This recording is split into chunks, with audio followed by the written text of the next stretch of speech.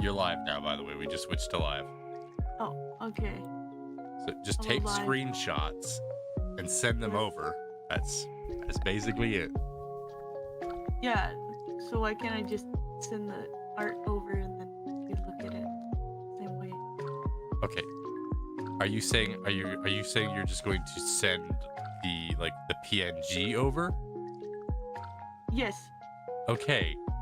Because when you say send the art over, that made me think you were going to send me the whole file. No, there's not a whole file. There's only an image right now. Ah, I see. Okay, I thought she sent you like the file. No. Because that's usually when you're dealing with an artist and you refer to something as the art, you're not thinking of a PNG copy of it. You're thinking of the thing that it is. No.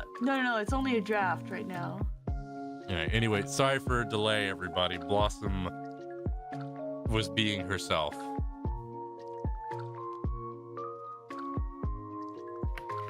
She's gonna fax you an image? No, she's gonna send me an image through Discord. Anyway, we're gonna start things off with the Daily Doodle, but I'm also gonna have to try and accommodate Blossom because she's wanting critique on the rough draft for a thing. Luckily for me, the first part of this Daily Doodle is going to be me just redrawing this bit right here, because when you move something around too much in Procreate, it gets fuzzy. So needing to redraw is kind of key. So it'll be somewhat easy because I can just redraw over the aspects that'll be moving over into the Daily Doodle of today. I'm wanting to keep this layout for their stat arrays and whatnot.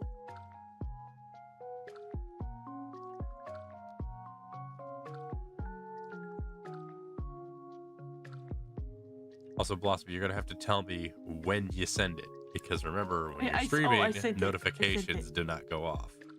I sent it. Okay. I think asking for a rounder face was really a good thing. Yeah, you need your puffy cheeks. Yes! Are you doing, Blossom? I'm good. I've been very tired. I haven't been sleeping well. Oh, it's a WebM. That's weird. Yeah, it's because that's how it saves in when you save something from VGen. That makes sense.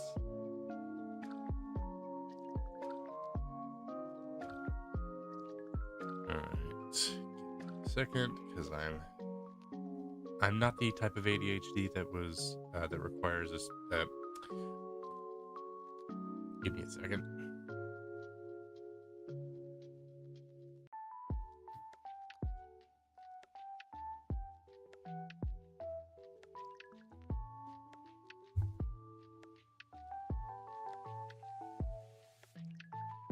I'm making sure I'm moving this in a specific spot so that I don't accidentally show it off.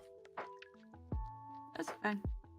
Alright, let's see. So, what is it you're wanting me to give general critiques of? You said the ears. Do you think the ears look okay? Do you think the braid is right? Do you think the hair is right? Let me look this over.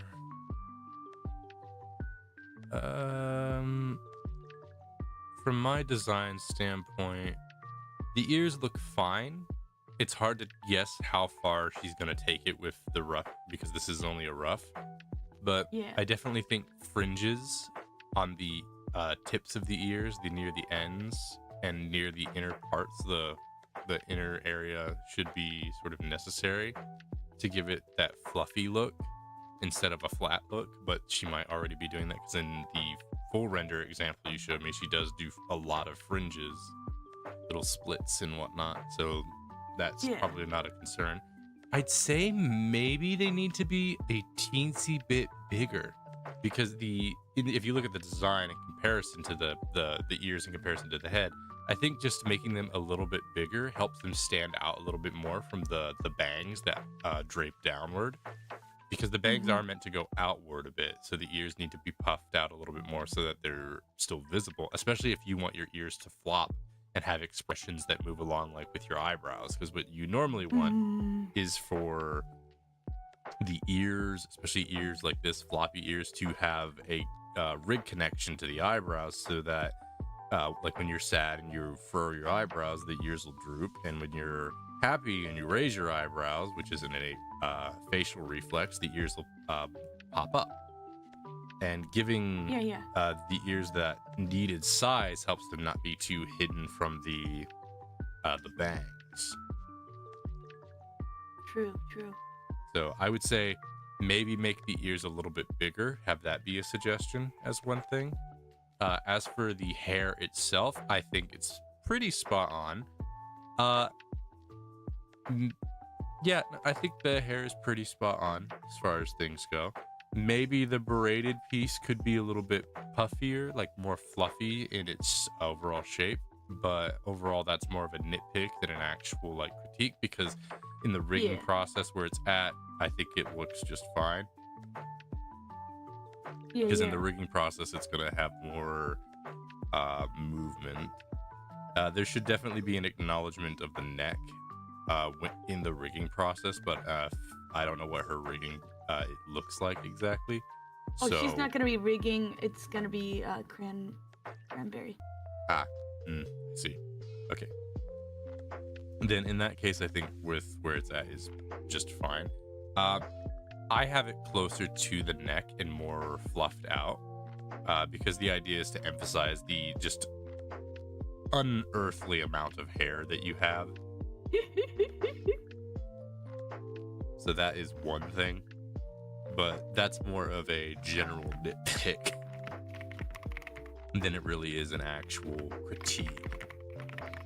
But yeah, the other thing I would say, it's again hard to tell, but I think maybe some more Sakura's, smaller ones, little ones in the knot on the hair.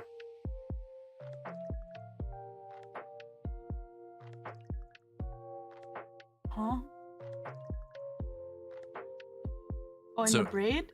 Yes, on the braid, how there's basically like a scrunchy thing underneath there that's made out of Sakura petals, and in the one that I have, there's like a bundle of them, but in here there's only 3. But again, it's a rough up, so I don't know if the intent is for there to only be 3, or if it's just a rough up to show that that's where those are gonna be. Yeah. Now, I understand you can't put too many there because then it becomes distracting, but it's more just a case of making sure there's enough for it to make sense as, you know, something that's holding that part of the hair together. Yeah. So there really should be like gaps in between the Sakura petals. Or flowers in this case. Yeah.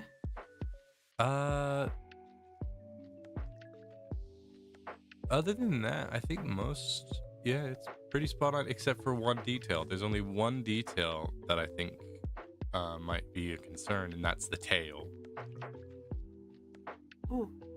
So the tail is, in this image, underneath the outer layer skirt, but in the original design, it's above that point. And the reason I did that was so that there could be a toggle so that the tail could be put up or down. And if you have it underneath of a skirt, it will phase through it. So there'll be a point where it's going to reveal the layers. So that's the reason why the base of the tail, from like the midpoint all the way to the base where it would connect to the waist, is undetailed, why there's no like band-aids or anything like that. It's because it's meant to just be a service area for that flip-flop between going from, you know, moving left and right when your character like moves left and right, and if it's up, if it's got a toggle that puts it up so that there's enough room for the rigger to give it some wobble and animation without having to worry about extra stuff going on. Yeah, I think that's just a thing that she did to show off that the tail is going to be included. Okay. Because it's less I just wanted to be sure about that, because I noticed that it was between two skirts. Yeah.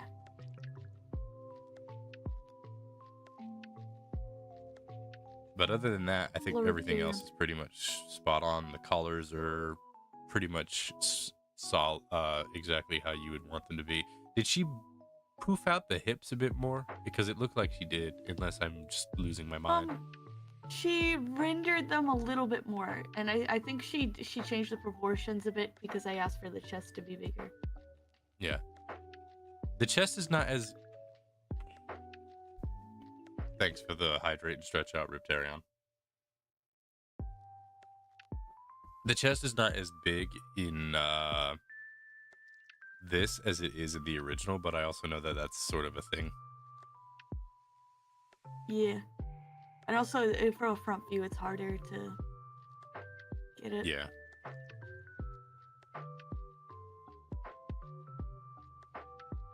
But yeah, pretty much everything is spot on. Should I ask the for the nails to hair... be painted? Oh, yes. Say that again? Should I ask for the nails to be painted?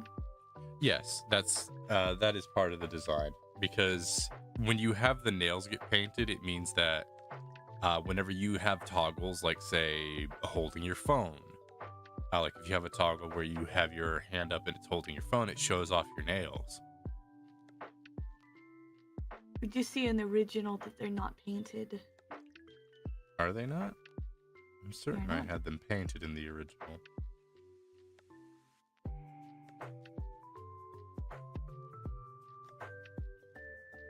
They are not. Alright, never mind then.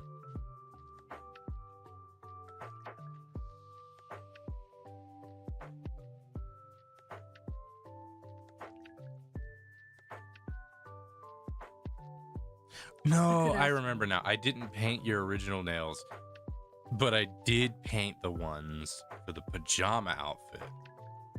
Yeah, that was it. Right. So I remember my thought process was with this one, as it's your base design, you wouldn't want painted nails, so that whenever you do something that does have like a different outfit that does have painted nails, you can have more unlimited expression factor. Because when you go from a blank to something fresh, it means that boom, you've got full range and there's no like deviation. Also, there's a lot of band-aids on the hands, so yeah, like there's already something going on there. Yeah, that's good. So you said you had something with the hair? Oh yeah. There are no twirls. I noticed that. And I understand why they're not, because those are funny to draw. But I do think that's kind of important, because your hair has a lot of outward body, so it sort of is meant to come out a lot, but I can also understand why you wouldn't want that in some aspect. But I do think that the curls, like the ones that twist about, I think those are kind of needed, but that's a lot to ask for. Yeah. Like, I know from drawing it that it's a lot to ask for. Just sort of drawing some curls. If I were to look at this and then look at the main reference, you really just need two, because you're going to duplicate them on either side, and it would be 4 in total. So if you just did 2 main curls, you can see one on the original image. There's an upper one and a lower one, and that's sort of what gives that point that there is these extra curls. And when it gets duplicated on either side, it allows that to kind of show through a little bit more. I'm not going to suggest this as a thing that you send. It's just something I know I would be crazy enough to do, because I'm a psychopath sometimes. Yeah. I wouldn't make the hair symmetrical. I would make either side of the hair, like I would have it be asymmetrical, but no, that's not the term. It would be symmetrical in terms of like shape balance, in that there'd be an even portion amount on either side, or at least a rough even portion amount. but the actual details would be different. Like I would have one curl be a little higher than the other, and so on and so forth. I'd have different things because your hair is meant to be like very messy, which means that there is a lack of uniformity. Helps push that idea of that it's really messy, a lot of hair kind of deal. Yeah. But that is a horribly like crazy thing to ask a person that's modeling to do. I know this because I've made a model that is completely asymmetrical. Yeah. I did a 3/4 view I did a 3/4 view model, which is completely asymmetrical, and you have to draw both sides individually and rig both sides individually. Oh. Okay, so let's yeah, I'm fine with telling people that what we're talking about, just not showing it. So yeah, I know we've been yapping for like 20 minutes now, but yeah, I got my first draft for my model, so I'm critiquing it and getting little details changed. And I wanted to go to my designer. Yeah, I wanted to get my designer's your perspective. basement designer. I want to get my basement designer's perspective since it was originally his design. Do I get extra cookies in the bowl today? Sure.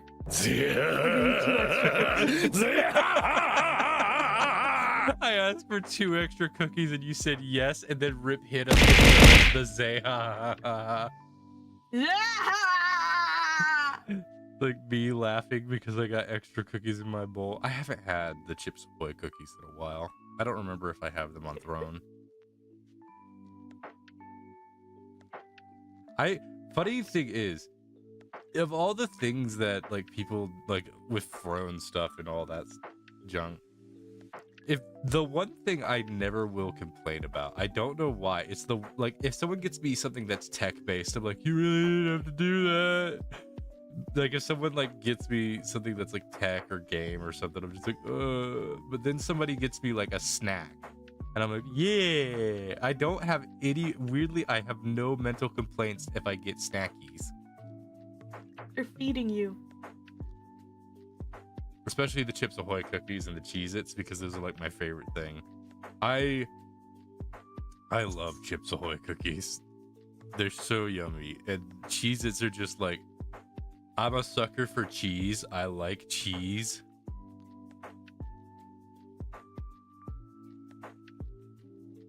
Okay. So main critiques are that the ears need to look a little fluffier and perhaps a little bigger. I would say as a general critique, and this is a small amount, I would say don't do it a lot, just a little bit. Widen the hair out a little bit more. Give it just that little bit more body. And that's it. That's really it.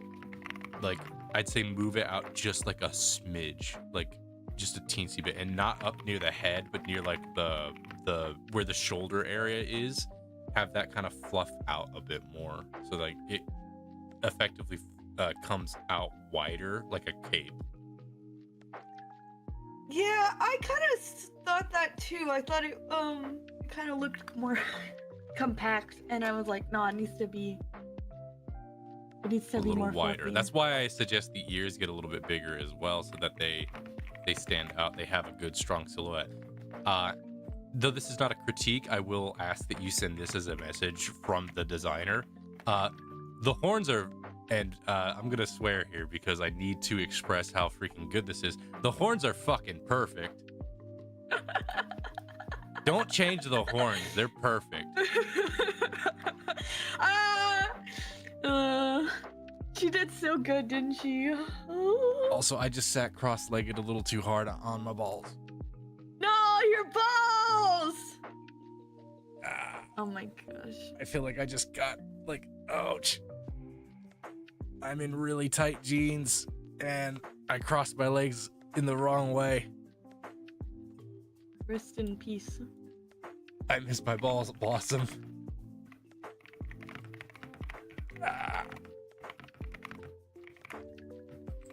You could have said immaculate. Nope. I needed to emphasize.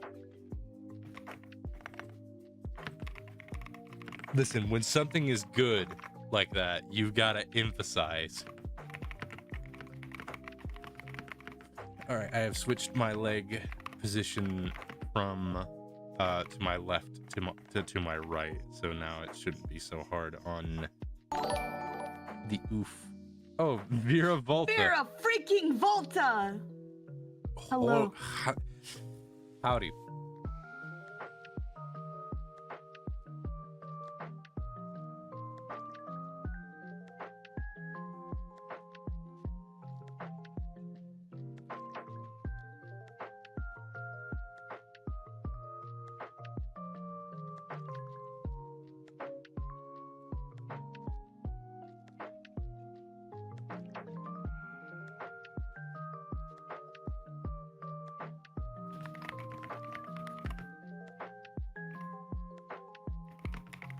How goes it, Vera? Rat raid? Fear. Charlie Brown. I only say that because the emotes are like the Charlie Brown dance.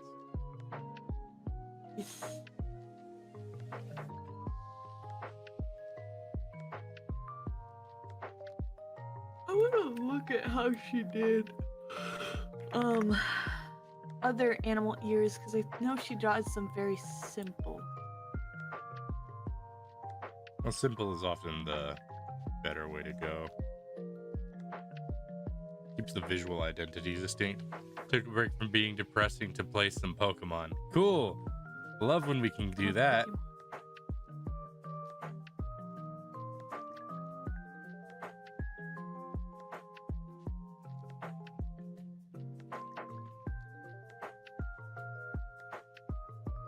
They still hurt, by the way.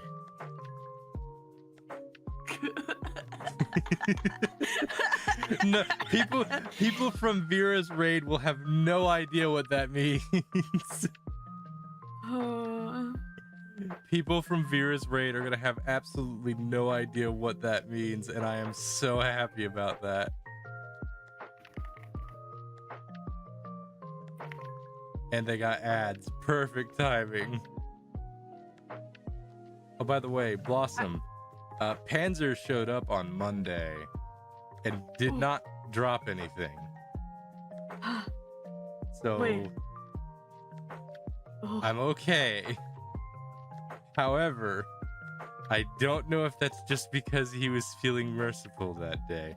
Because I somewhat tested the waters by saying, I'm not going to pull a Blossom. And then I basically repeated the kind of thing you would say, where you call him a coward and do all that junk that you tend to do, despite the fact that you know fully well that that's just going to antagonize him. I mimicked that, and he was like, I don't know, that sounds pretty close. It sounds like you're saying it. I'm like, no, I'm just saying that's what Blossom would say. I'm not saying I would do that. I'm just providing an example, please. Mercy. Mercy. But Panzer hasn't showed up, and I think I'm gonna be okay.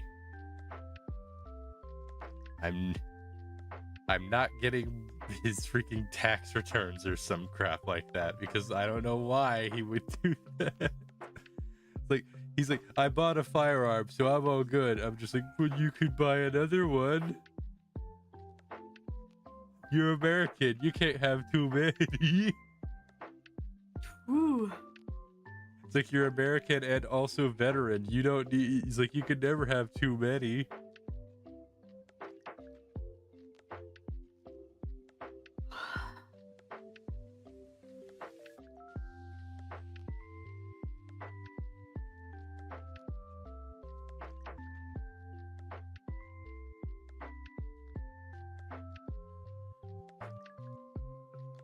Was in ad.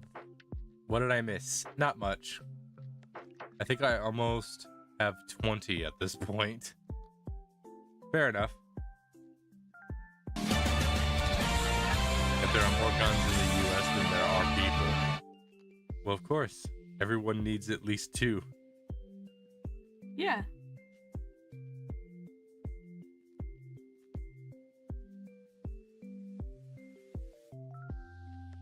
He's like, you need one for your bedroom and one for your living room. Everything else is just access.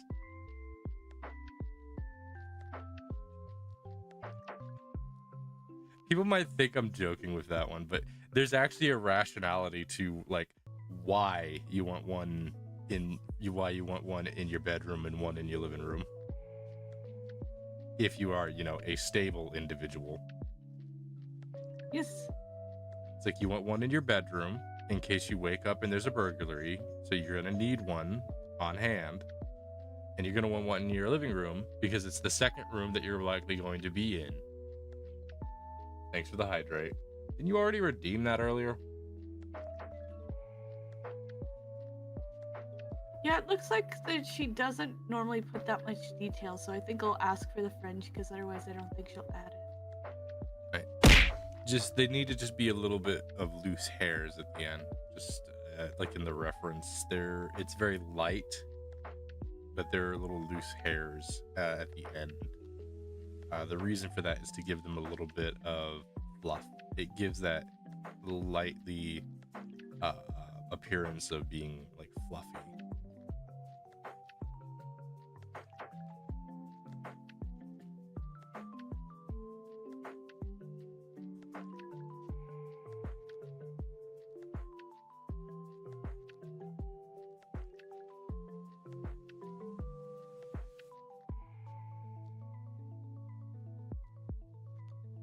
I need to check my streams.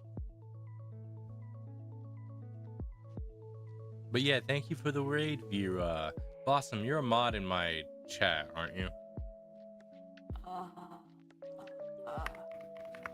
Yes. Yeah, shout out Vera.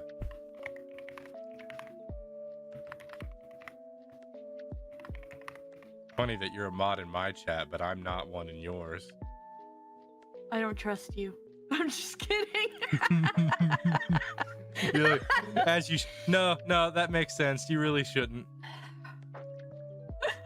I would do some horrendous stuff with that power. I am not to be trusted. The fact that I trust you is not out of trust, but out of stupidity. I do it because I think it can be funny. That tends to be the rationale for most of my thinking, is like, would this be funny? If the answer is yes, there's about an 80% chance I'm gonna go and commit to it.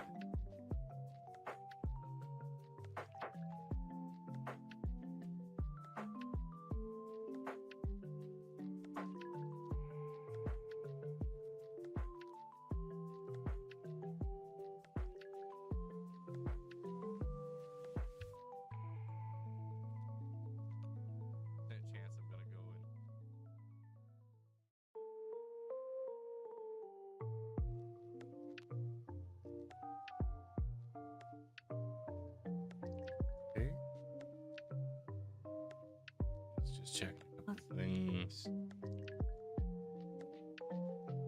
to be sure. Blue Shoe. Yeah. I would also make a request of you, since you tend to watch my streams most consistently. I don't know if you have a stream streak or not, which you probably don't, because I don't. I actually do. That. Oh, you do? What's your streak at? Please say something like 2. 20. Oh wow. So Rip and Blossom. Because you two are probably the most consistent next to Error, though Error has been slacking a bit. I joke. I request that you be more on point with gathering clips, because I need clips to make more posts.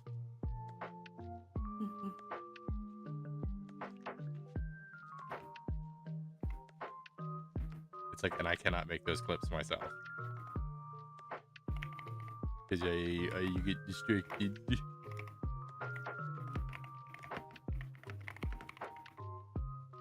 11 clips.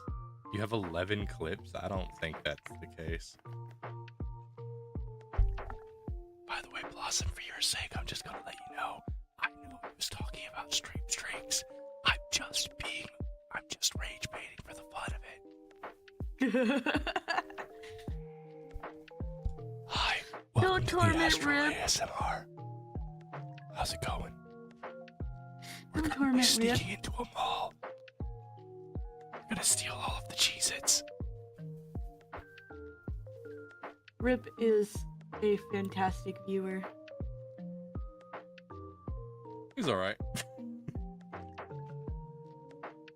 No, 11 stream streak. Wait a minute. Got him. Got him. Get baited. I just pull out my wallet and then pull out a card that says professional rage baiter. It just has my smug smile on it. If you wanted to shorten it, you could say you're a professional baiter. One could say I'm a master in it. Yes.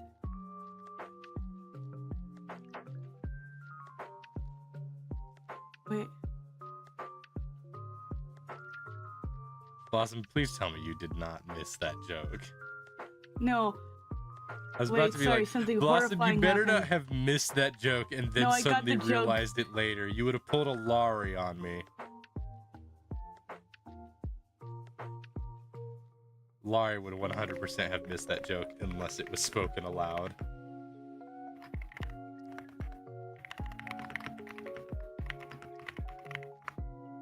I don't know if I'm gonna My say a thing without saying a anime. thing to just to ask you a question, Blossom. Has Laurie mentioned? Go ahead with your thing first. Sorry, I'm just in shock because the site that I watch anime on has been taken down. Oh, that's a shame. I've been watching anime on that for so long. Yeah, listen, on the site that I watched anime for years on, like close to I think 7 years, and it got taken down. How am I supposed to watch anime now? I'll send you a site. It's just replies with "It's time to say goodbye. Thank you for a wonderful journey with great moments." That's all that appears on the site now. Yeah. I'll send you one that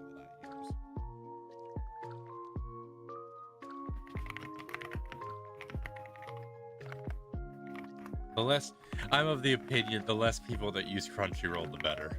Because the directors and handlers behind Crunchyroll, I do not like them. People might ask, well, why? Don't they just support the anime that they post on there? No, they don't. Not in the slightest. They make all the money from the ads. The anime shows that they're on, as far as I'm aware, don't. The only thing that they get out of that is like merchandise advertising profits. That's it.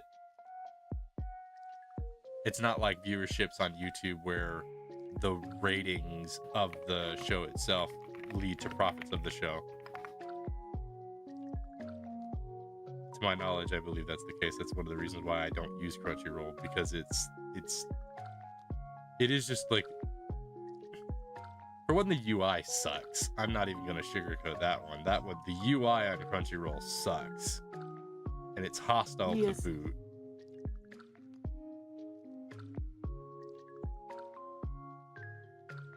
I also do not like how they'll handle subs sometimes, because whenever they're in charge of handling subs, they always, without fail, always mishandle the subs. There was for a period of time, and I don't know if they're still doing it or not, but there was a period of time where Crunchyroll was handling the subs for the subtitles for One Piece, and they just straight up had a character say something that they straight up did not say. Yeah.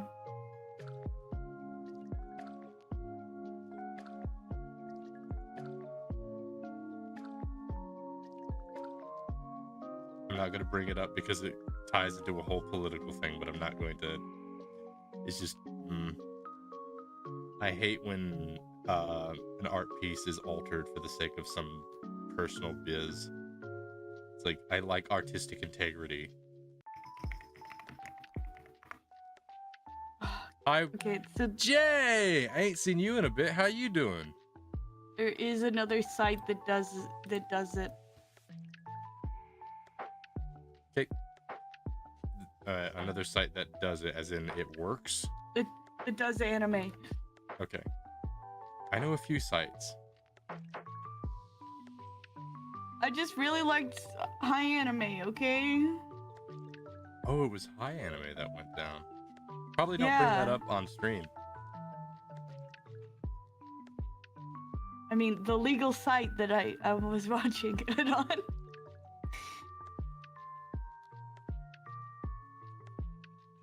be fair, Crunchyroll is an illegal site posing as a legal one.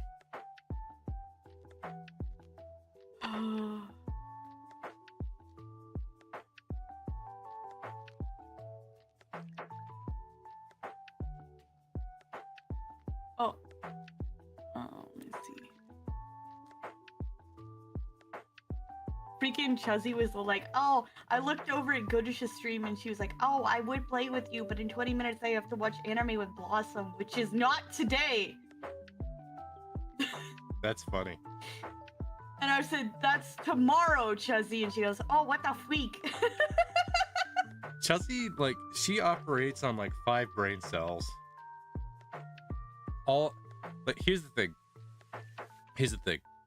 Chuzzy operates on 5 brain cells, but 3 of them are dead in the corner, and they're just sort of there because they don't have a way to get rid of them.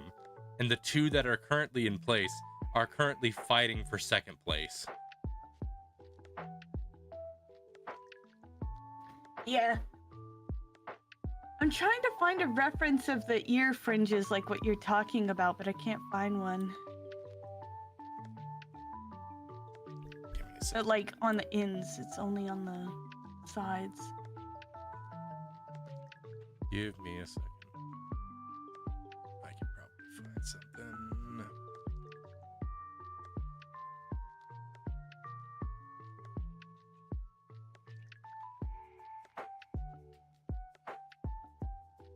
I won't be able to see chat for a brief moment, so I'll ask that you keep up with chat for me, Bluesome. Okay.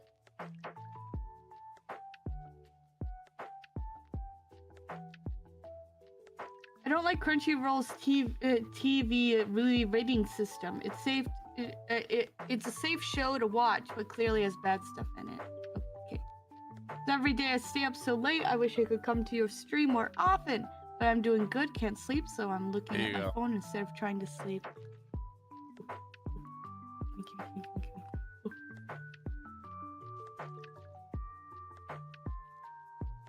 It's like a different shape, though. It's the fringes at the end, though. That's the key thing. Oh, holy hell, this woman's shape. Oh, I have a bunch. You want to see one of the more egregious ones that I have? Yes, let me see. All right, let me find one of the more egregious ones that I have in my portfolio. Well, not portfolio, but folder. Let's see. I remember I had one that was super funny. Miss Lucine says, I didn't feel like cooking today, so I grabbed some McDonald's yeah, for here we go. $6. This one is like, wow. The design's nice, but wow.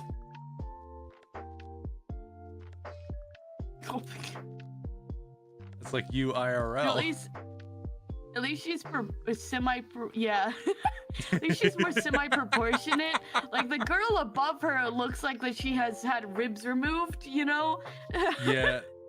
She looks like she's got ribs removed, and that her top torso is also floating, because if you look at comparison to like where her chest is compared to her from her side view, it looks like her shoulders are floating. It does. Or your arms so far back. At least in my designs, I make my even if I do something a little wild, at least I make sure it proportionally makes some level of sense. Yeah, the second one is like, she's extremely curvy, but she seems more proportionate, you know? Yeah, let me see if I can find another really funny one. The one above looks like, oh my gosh, woman, you must have back pain for days. She doesn't have a back. She just has a broken spinal column. Yeah. Let me see. I want to look through my folder and see if I can't find another really funny one. I usually don't get the overly extreme ones. I usually just get the logical ones because that's what I like to use as reference. But sometimes I'll get a bad one, not because of the proportions, but because of the design itself. Like a good example of one that's got good proportions but a minimalist design is like this one.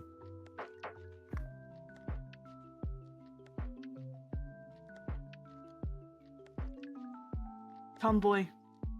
Shut up.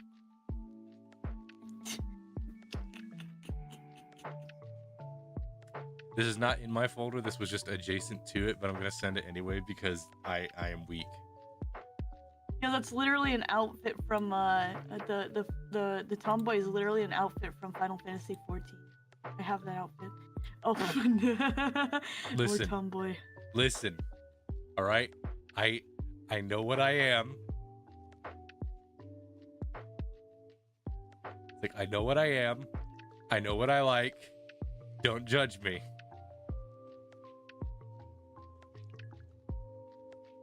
You're allowed to like what you like. But I'm still going to judge you because it's funny. I don't really have a lot of overly egregious designs.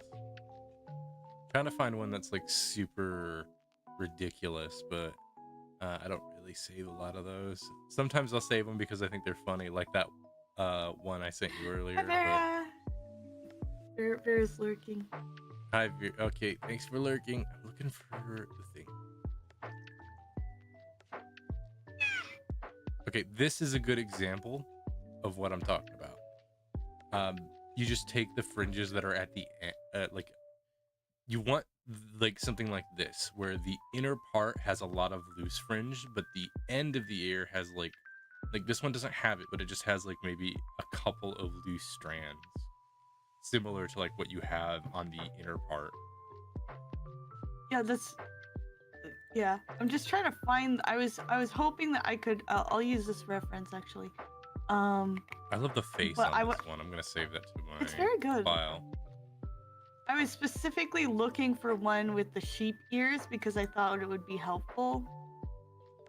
That's a little tricky because not a lot of people go for the sheep ear look. Yeah, I found some sheep ears, but they all go very like a fleshy look instead of a lot of them go more like this. I give like big floppy ears instead of this. Yeah. This is what I'm gonna save this design to my folders and use that as a reference for lamb.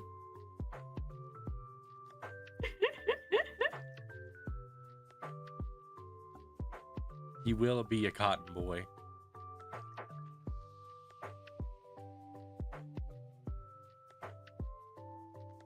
All right. Anyway, I gotta get back to doing this.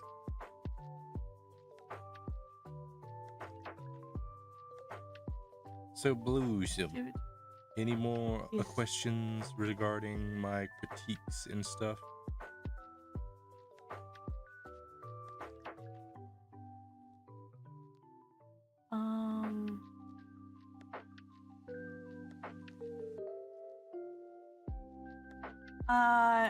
I'm just writing down everything so I can get a good idea for everything. I'm just going through there. I'm guessing, Blossom, I don't need to be seeing any of these examples. What? What are you talking about? That's what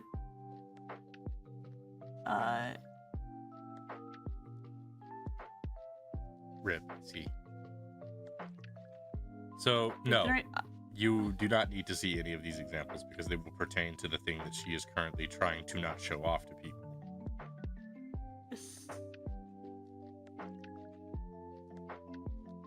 It's bad for my viewership, but I'm totally okay with it because, like, what viewership? Your viewers are my viewers, and everyone wants to know what I'm doing. Pretty much.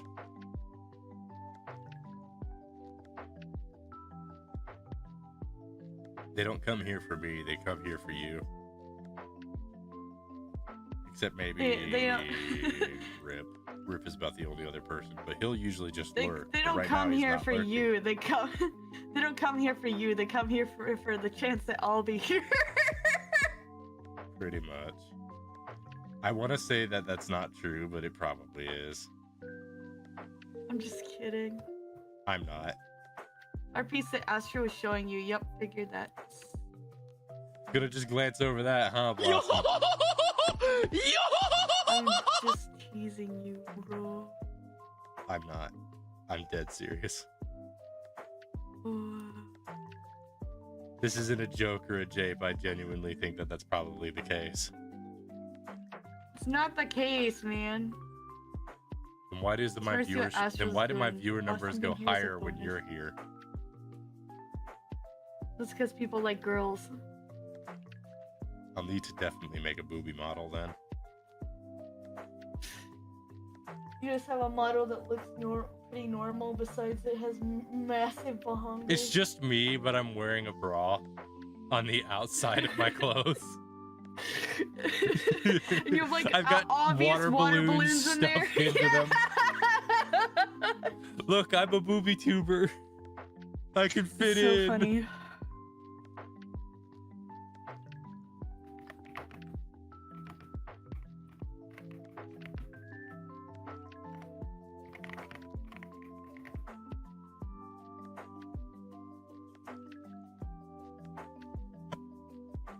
One of the things I'm trying to look for in, I know this is very out of place, but I want to bring this back to the thing that I'm currently working on. Ow. I forgot what I was talking about.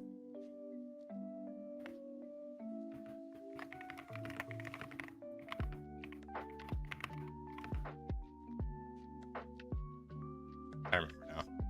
So in Vaseline says, just wanted to see Well, what never mind, Astral is fuck. doing. Screw me, Sorry. I guess.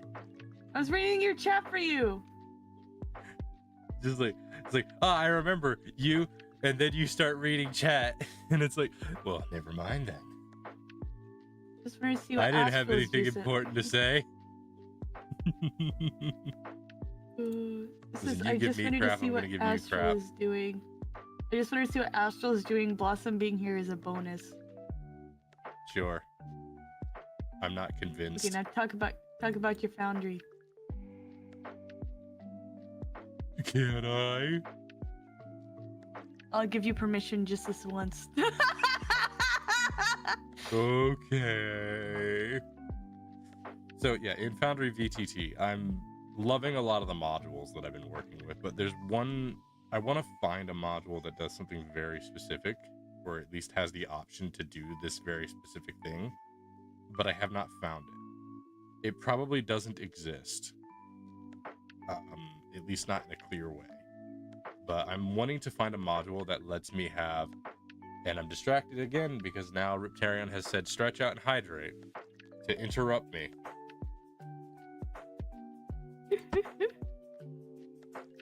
Because that's what those are, interruptions. And I forgot what I was talking about. Add.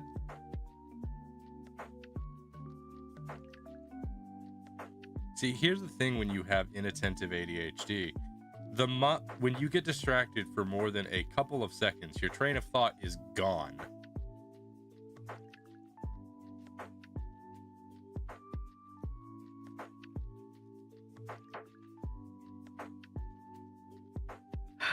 Yeah. If I had attentive ADHD, it would be, or whichever one it is. I forget which one it is. If you, It was when you- hyperactive.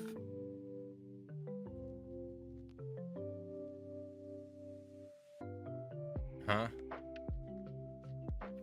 There's inattentive and there's hyperactive. I thought it was attentive and inattentive. No, it's as far as I know, it's Because isn't the inattentive and hyperactive. isn't the H in ADHD hyperactive? Yes, but not everyone has hyperactive ADHD.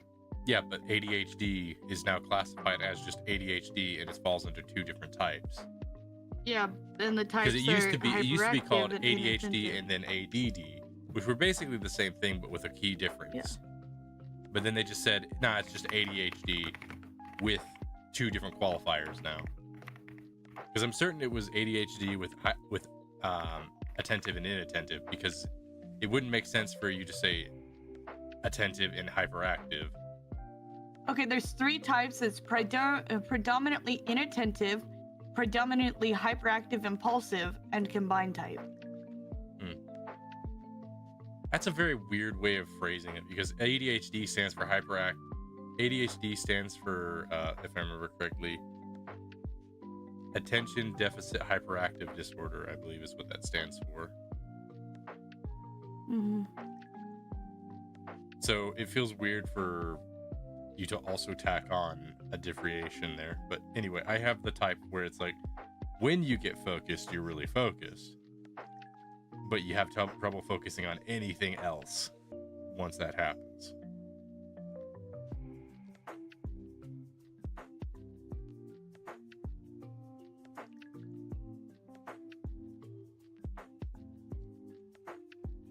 Yeah. I have that one where it's like you have difficulty focusing on things. It's whatever one ADD was changed to. Mm-hmm.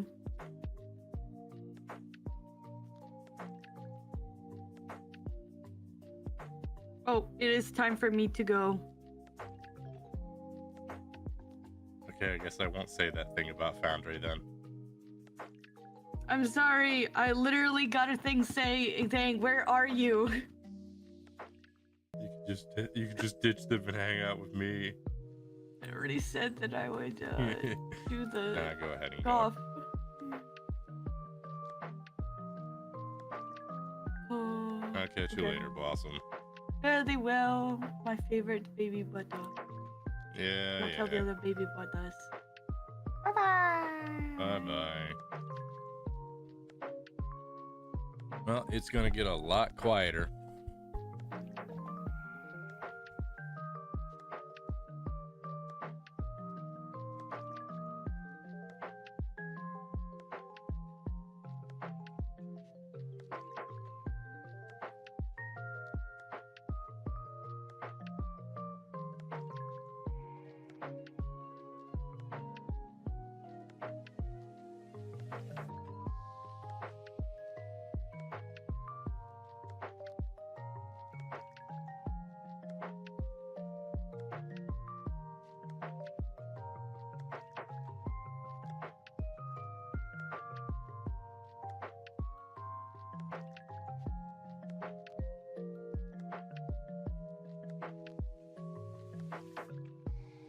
Also going to see my numbers drop probably a bunch because of that, but we'll find out.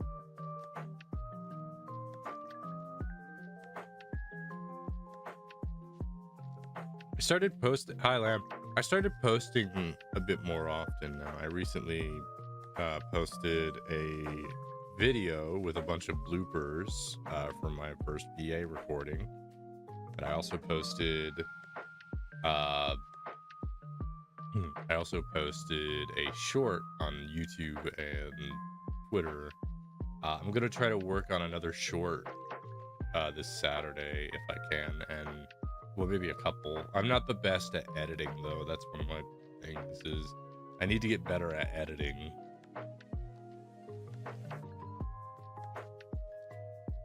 My editing skills need some work.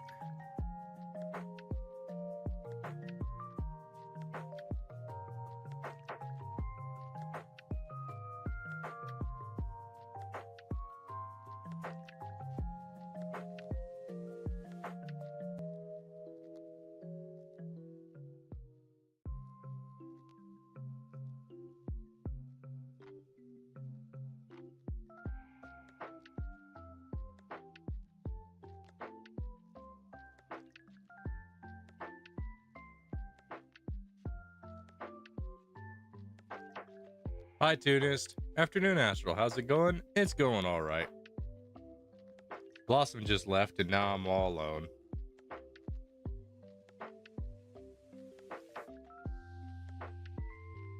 Lamb has every opportunity to hop in here, but he isn't going to. Unless he wants to try and just prove me wrong for the sake of proving me wrong, which is a thing that he could likely do. I've been practicing editing as well, but I'm nowhere near your level. Brother, you could get in my level in an evening. I could show you how to get on my level in an evening. I do not know a lot. I can join. You have every opportunity to. When I'm in VIP, it is open range for anybody that has VIP access. Hi.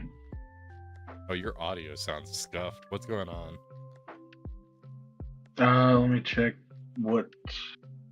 Make sure everything's coming through properly. Are you using earbuds?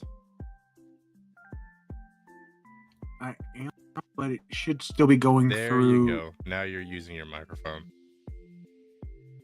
All I did was load up, like just click on the icon of the voice mod. Sometimes things forget to update. That's weird. It Okay. be what it be sometimes. It do be. Yeah. I recently did a what you call it? Another what you call it? Solo leveling edit. It was of Juhi and Jinu. You know, the brown-haired girl from the beginning. Yep. By the way, for people who Yeah, are unaware, Lamb has an obsession with solo leveling. Oh, 100%. Yes. And a secondary obsession I with love it. Hajime no Ippo. Yes. The pinnacle of all that is Eureka 7, but my hyper focus lately has definitely been your solo leveling. It's so funny when you get into the next season of Hajime no Ippo, I guarantee you're gonna put it on the same pedestal that you put Eureka 7. Eureka 7. Mm-hmm. If it isn't already on that pedestal. I think it's really close. I think I've said at one point that I put it at least on the same footing, but now that I have a clear head, I'm saying it's really close, but I don't know if it's there yet. Really close. Just wait till you see Ippo go full when he just goes full on lock on Summit on this one particular guy. Yeah. It's like, so far, none of the fights Ippo has been in that you have seen have been personal ones. Like, they have not been fights he has taken personally. There is a fight that he gets into that it is just straight hands. It is personal.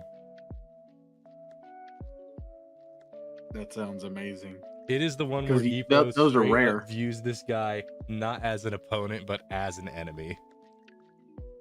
Ooh. And it is immaculate. Ippo's straight up is just like, he is straight mad at this guy. It's one of the first times where we see Ippo he isn't just like, oh man, I don't know if I'm going to be able to win. He is thinking to himself, no, I am going to win. I am going to beat this guy. And I'm going to put the fear of God in this man. Like, it is, with no joke, probably Ippo just running full demon mode. Uh-oh. That's rare. It is fantastic. Sounds great. There's a lot of other stuff we need to catch up on. We still need to catch up on Dr. Stone as well. Yeah. I saw recently that, and then was it part 4 is coming out soon, or is it part 3? I don't know. Or has it already come out? I can't remember. Do not know. Yeah. So I have a question for you, because I think it'll be funny to explore this, because it is what I'm currently working on. Do you have any questions about this funny little group of characters that I have?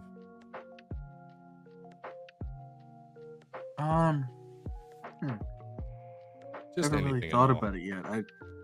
I just love them. I don't know. Let's see. You've got Stab, Gresha, Holly, Luke, and Yeah. No, yeah, Stab, Gresha, Holly, and Well- Luke. It's just the four of them. Well, we've already discussed how Stab is an absolute Riz master. Listen, +3 to charisma is pretty solid Oh yeah. if he Um, invests in the skills. Which, as a rogue, he's investing in a lot of skills because rogues are skill monkeys. Mhm. Do you have any like headcanon lore of them right now? Like just off the top of your head? Luke and Holly are a couple. Mm-hmm. That's one thing. Gresha and Stab share a brains. No, Gresha and Stab share a brain cell, Yes. Lovely. and Holly is got the biggest appetite out of the group because healing magic, along with being a halfling, means her metabolic rate is absurdly high. Sounds consistent. You know how most people have 3 meals a day? I guess she has like 7. Halfling culture has 9 meals a day. That's insane. That's awesome. You have first breakfast, second breakfast. You have mid-lunch. You have lunch, mid-lunch, after lunch, and then you have before supper, supper, and after supper. That's awesome. She'd definitely make it in a what's it called? There's a reason why I made her lightly chubby. Oh, And yeah, one of the key she'd things make- about she'd be- that is you will just one of the things that's really funny about halflings in the world that I have as a setting. You will basically never see an overweight halfling because if a halfling doesn't eat for a day, they are probably starving. Like halflings burn calories like an just existing. Just by the sheer act of existing, halflings burn enough calories that could make an Olympic athlete sweat. Like Sounds like she'd canonically, love a and the go. reason I've decided to do that is because it is just too funny not to, because it's so comically hilarious to me that a ancestry that is like just humans but really small are able to out eat them like 3 times over. That is amazing.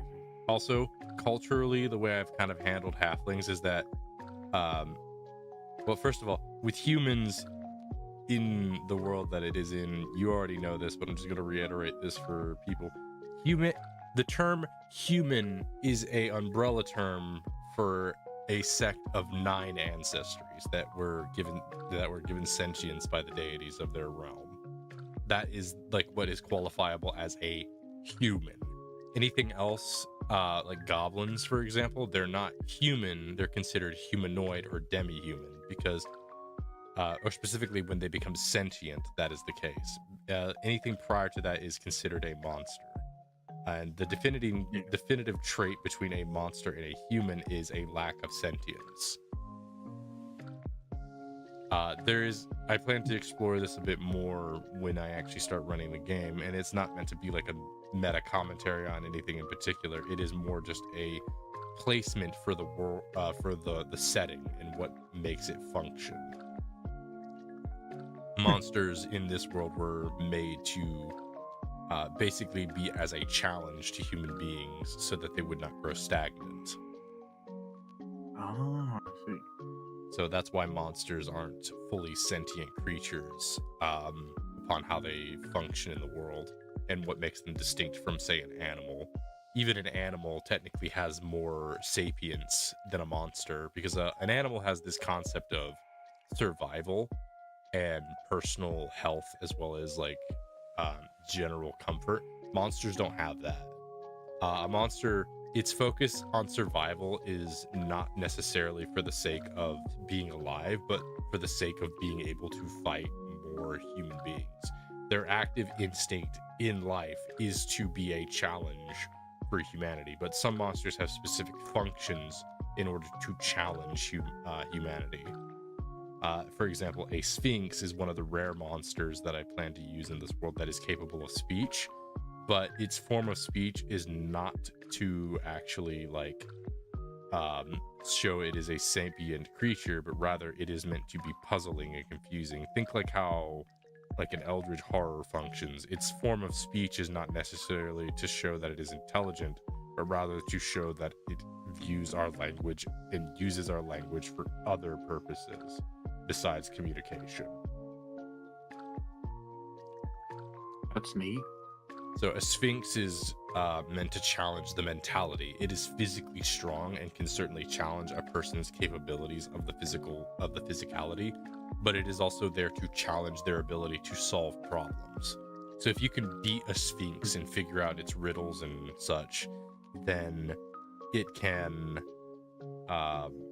it'll just leave you alone because you have effectively defeated it at the thing that it is attempting to do. So it's like, if you cannot defeat it in a battle of wits, you need to defeat it physically. So that's usually how it goes. A good example of this is I plan to have Gorgons kind of come in here, Medusas be a thing. And the key for what Medusas pose as a challenge as far as monsters go is that they're meant to be more indirect. They're presenting a specific type of challenge for you to overcome aside from just the physical, because a Medusa has the ability to turn you to stone with its gaze. Indeed. So you have to think of some way around that while still trying to defeat and counter any of its other points. That's kind of the key thing I like to incorporate here, is like monsters are more than just animals in this setting. There are animals and they have their natural functions and all that stuff, but the monsters have a much more defined purpose. Would a good way to describe it be beasts by choice? Beasts are a subcategory of monsters, weirdly enough. Intriguingly, the only monsters in the world, and this is the early writing, so it's still something I'm working on. So this is all of this is subject to change, but the only monster that currently breaks the mold in this setting to being a pure challenge to humanity is dragons. They're the only monster that changes this subject, because they are more they are technically on a more sentient level, but they're also their sentience is more strange. It's not like how humans are, whereas a human has this concept to preserve oneself and the soul and to make commune with other people. The sapience of a dragon is almost pure isolation. In most cases, divided into two categories. You have the typical type of dragons being the ones that are focused on isolative activities and then defensive forms of their hordes and crypts and things of that nature. Basically, their challenge is they steal, plunder, and gather and hoard massive amounts of what they will deem as their treasures, and they exist as a monolith to be challenged by humans, as opposed to them going to humans to challenge them. That's the key distinction between them and why they're a bit more sentient than most other monsters, because they actively seek treasures to hoard, not necessarily for anything other than their own palpable greed, but also because it is part of their design to effectively be a massive challenge to overcome with massive rewards.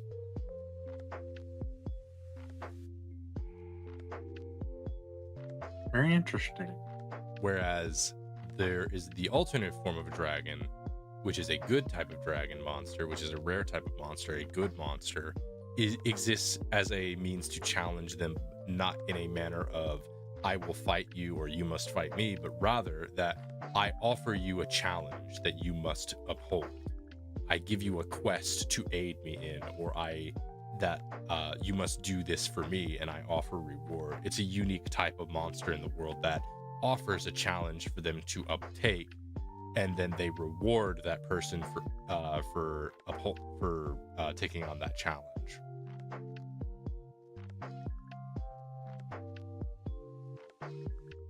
Are there any specific types of rewards that this may bring? Depends on the dragon. If you have something like a brass dragon, you might be given access to a large what's the term for a vast mine with lots of precious minerals in it?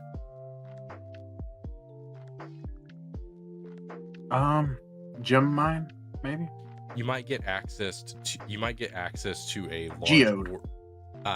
You might get access to a large mine full of geodes with rare materials in it, because brass dragons are tunnelers and they will be inhabitants of deep cavernous caves, especially ones rich with minerals.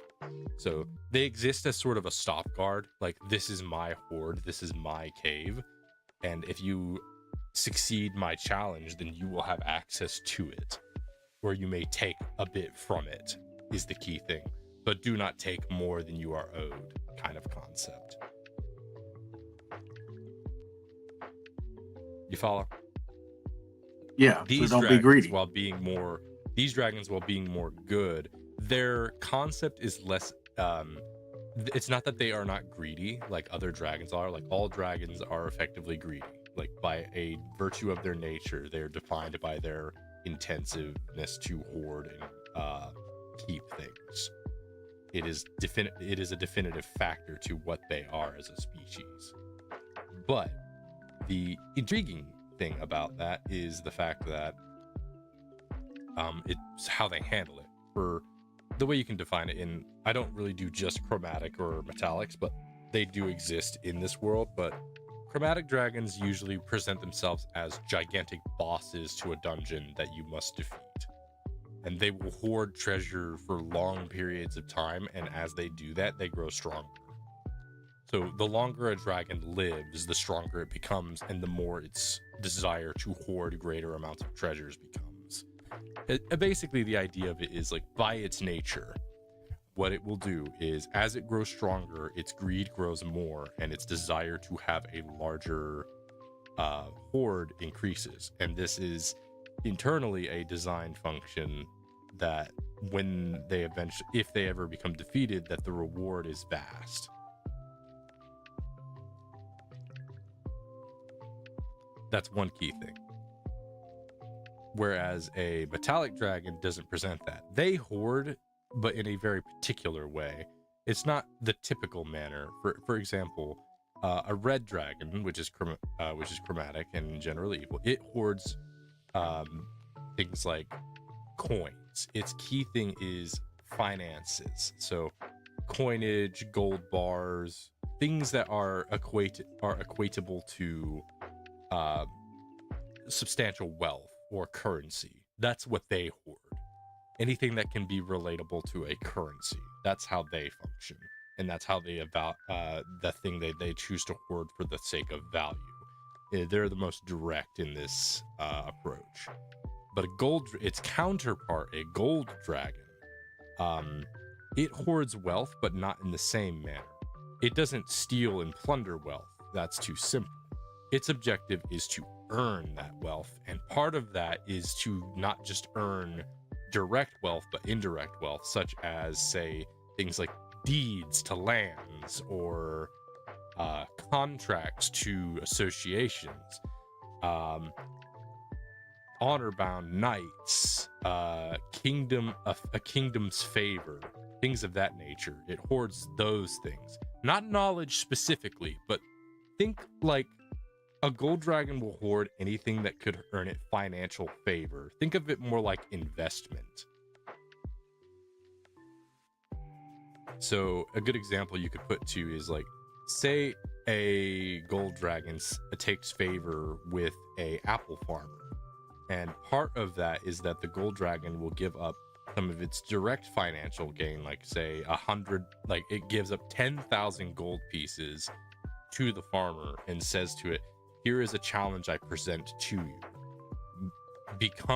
Take this farm, this land that you have cultivated, and make it something profitable, something that you could pass on to generations to come. And I will take a portion of those profits as a donor to backing it up. And now that dragon, that gold dragon, if that person uptook that challenge, now has a trickle-down effect with money that pays back everything. And because a gold dragon, dragons in general, live basically damn near forever. So for generations to come, that dragon now has a trickle-down effect of financial gain. So it can passively earn income effectively. So this dragon is a businessman, essentially. Effectively, yeah. He went to college. Gold dragons are like more shrewd in their approach to financial gain, where they choose Bro's got a bachelor's. Where they choose to work as investors more so than like directly just taking finances, because they're generally more intelligent than most others dragons and calculable in the way that they approach their collection. So a gold dragon is a financial broker. Effectively, yes. You can basically think of a gold dragon as someone who, if it takes favor with you, it will put in investment towards you and ask for a portion back. It's the general concept of that is how it functions. So And that's how they're so wealthy. Usually a gold dragon is considered highly wealthy. does that mean that he has like dragon loan sharks as well? He is the loan shark. Yeah, that's fair. He is a dragon. Awesome. He is the loan shark. He puts the loan in loan shark. That's good. So I'll be right back. That's one key thing about that. So you go ahead and go. Thank you. I'll be right back. But yeah, that's one of the key things I've thought about for this. Now, again, a lot of this, a bunch of this could be very subject to change.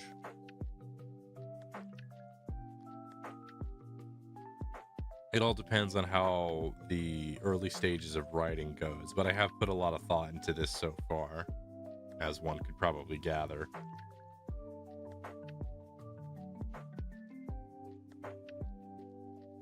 But I plan to have every type of dragon have a very particular personality type. Well, not personality type, but more like habit. A thing that it sort of predominantly functions over. A sort of nature that it must follow. Now, this is for the monster type of dragon, though. There are actually non-monster type dragons, which is very rare. It is very, very, very, very rare for a dragon to cease being a monster. For goblins, it's very common. Like, it's a rare event for it to occur with goblins, but goblins are probably the ancestry that becomes the most non-human ancestry that becomes sentient, which that goes back to what I was mentioning earlier with the idea of how this functions is there are 12 ancestries that I'm planning to use that are regarded as human in the concept of what they are as sentient creatures and the fact that they were created by the deities in this specific manner. They're regarded as such because these 12 are I can't go over all 12 of them because they're specific, but they were made in pairs. So humans, what was known as humans as far as like the mechanical function, which is human. Currently, the placeholder name I have for it is fullings, as they are meant to be a counter to halflings and vice versa. So you have fullings and halflings is the term that's being used here. But because the term human refers to 12 specific ancestries, those are human, and anything else is either a humanoid or a demi-human. This does not mean that they're less human in concept of like they now have sentience, but more so as just a term for categorization, so that there's a distinction. By all accounts, when any creature, usually, and obviously you're going to have prejudice because it doesn't make sense for a world to not have that. There are obviously going to be some people that say, no, you were born a monster and that's what you are. And they don't acknowledge the awakened humanity that has come from that, and acknowledge them as being humanoid or demi-human, because the term demi-human is not actually a degrading term in this world. It is a term that means that you were once something else, but now you are something more, is the idea of it. Are you basing this all on Pathfinder rules? I am using the Pathfinder system because it's the system I am most familiar with, but it is also the system that I think has enough flexibility to let me do a lot of this stuff, especially with how it handles traits. The way it handles the traits of things is, I think, something that really makes it helpful to work with. I also prefer the way the system complements power. Like, an example of this is like a level 3 party of 4 are never, not even remotely close, going to have a chance at beating a like level 13 dragon. They will literally have no chance whatsoever. Whereas in like D&D, yeah, it is very bleak and unlikely, but there is still no matter what, there is still a chance to hit that creature. Because in D&D, you always have a chance to hit something. Whereas in Pathfinder, that's not the case because of the way it handles the crit system. So the way crits work in Pathfinder's system is not a nat 20 is always a guaranteed hit. The way Pathfinder handles its crit system is that if you hit their AC, if you hit above their AC or above, you get a hit. But if you hit 10 or above their AC, you get a critical hit. That's how it works. But it also works in reverse, in that if you hit below their AC, you get a miss. But if you hit 10 below their AC, you get a critical miss. But they do handle natural 20s and natural 1s specifically. So, for example, if, say, you roll a natural 20 and it does not hit above 10 on their AC, you still do not hit them. If you roll a natural 20, you still hit them, because what a natural 20 and a natural 1 do is you treat your degree of success as one step better or one step worse, depending on how ads. Excellent. I'll wait. Rip doesn't do a lot of subscribing anymore. I remember Rip used to. I guess Rip's in a more tighter financial spot, which is fair. Or maybe he's just not interested. That's also fair. I'm also mentioning a lot of this while Rip's away, so that there's no like incentive. I don't want to pressure. I just bring it up because my brain thinks out loud sometimes, especially when I'm talkative. Like I am right now. It's one of the rare instances where I'm actually talkative.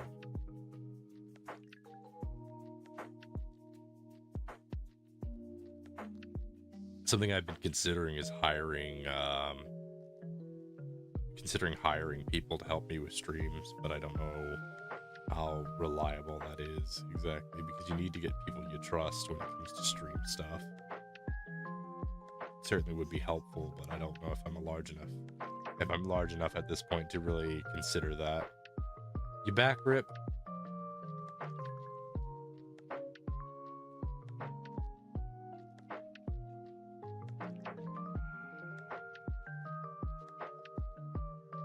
I'm back. All right. What was the last thing you heard?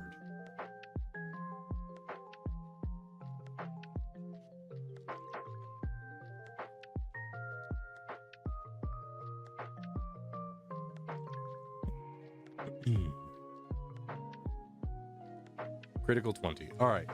So the way critical hits in Pathfinder 2nd Edition work is if you get a 10 above their AC, you get a crit. If you get a 10 below their AC, you get a critical failure. Now, the way natural 1s and natural 20s work is that you treat your degree of success as one step better on a natural 20 and you treat it one step worse on a critical failure. That's how it works. So if you roll a natural 1, you treat it as one step below what your hit total would be. And if you get a natural 20, you treat it as one step above what your total would be. Now, normally this translates to just a natural 20, meaning that you have already gotten to the point where you are hitting above their AC. But it also means that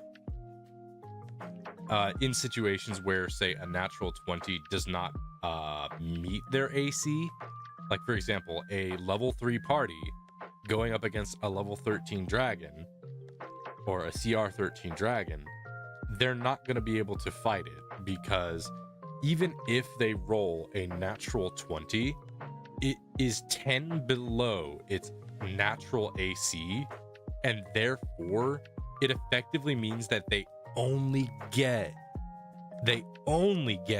a miss, meaning at their best case scenario, the best they can get is a miss instead of a critical miss. And that might seem like, well, that seems like it's a bit much. Like, isn't that a bit intense? But that's the point. It's the idea that you get so strong that things that were once like impossible for you to beat are now capable. And that tangibility of that feeling is shown through the system that it uses. It gives that sense of power progression that I don't think you really get in D&D as much. In D&D 5th edition, there is a sense of power progression, but it's not as intense. The curve to that is not as intense, because even a level 1 like fighter has a chance of defeat. It has even though it's a small chance, still has a chance of getting a critical hit and dealing crit hit damage on any creature of any level. Like, that's always a guarantee. But in Pathfinder 2nd edition system, it isn't like that. If you do not have the numbers, the best result you might end up getting is just missing, as opposed to critically missing. That's how big the gap can get sometimes. And it makes boss fights feel way more intense because of it.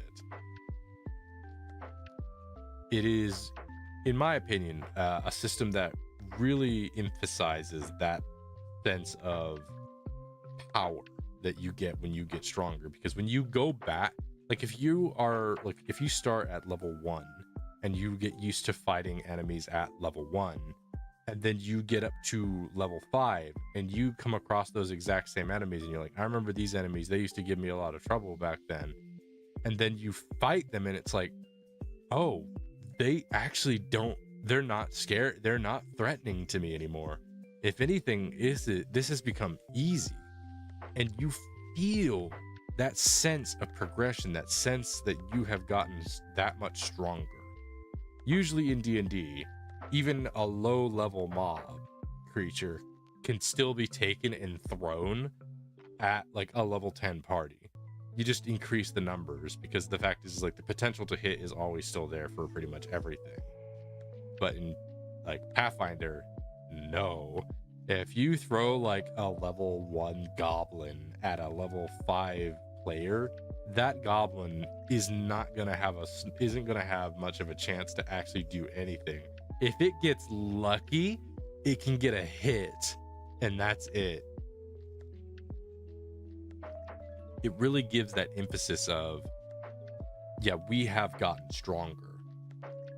It feels very, this is going to sound very strange, but it feels very anime in the way that it progresses, where you feel that sense of we have grown stronger when you compare it to, because sometimes in anime shows, you have a moment where a character faces off again against someone that they fought before, and they've grown stronger, whereas that other person has stayed stagnant. And that sense of progression is there. It's very fun. I enjoy that. It's one of the reasons why I like the system so much. Now, for me, specifically for me, I think Pathfinder 2nd edition has a superior system to D&D 5th edition.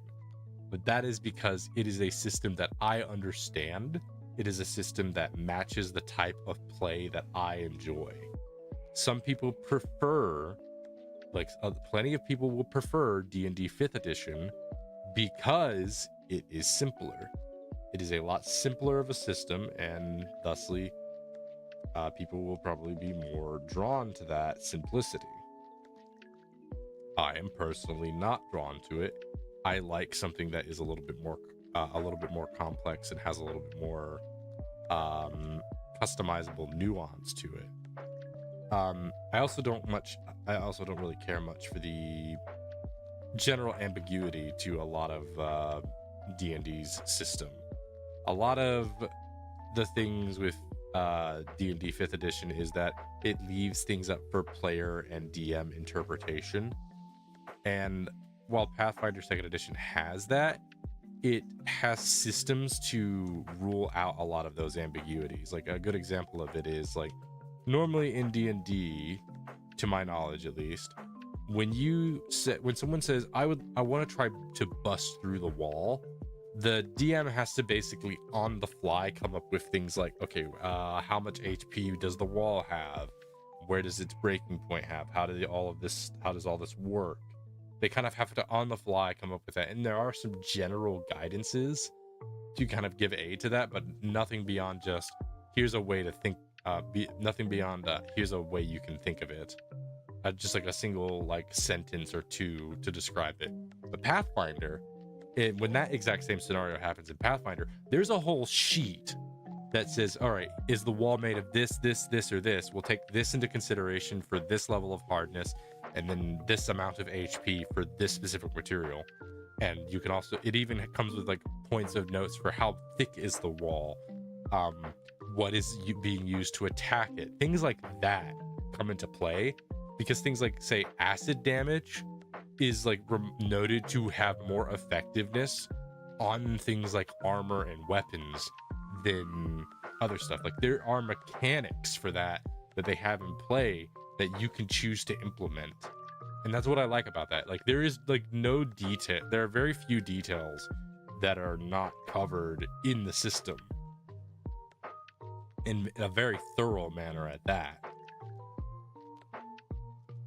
All right, so we've gotten this done. It's taken me quite a bit of time just to get this because I kept getting distracted. But now let's actually get to the main details because we're doing Luke today. So let's see, Luke. What kind of pose do I want to go for Luke?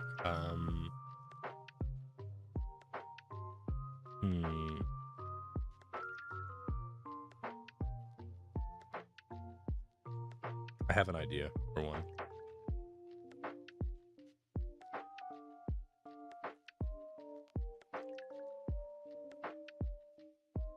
Let's see.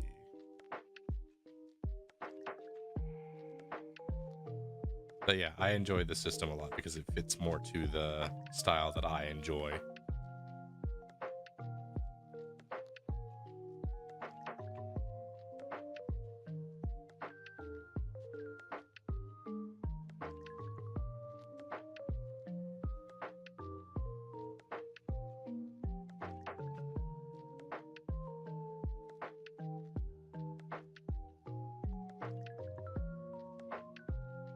I'm gonna change the music. I'm not really feeling what we've got going on here.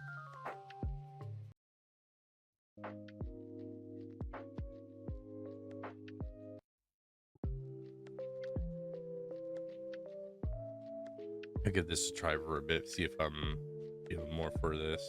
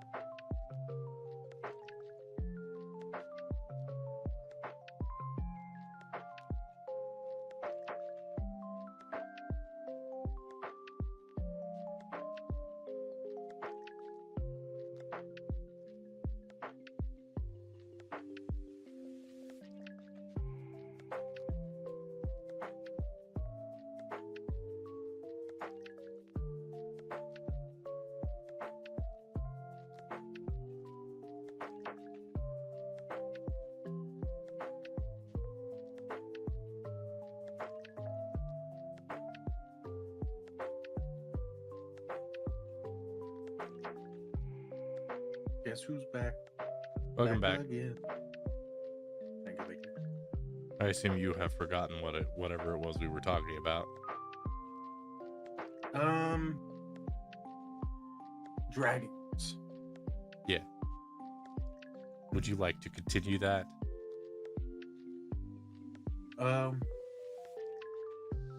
Sure.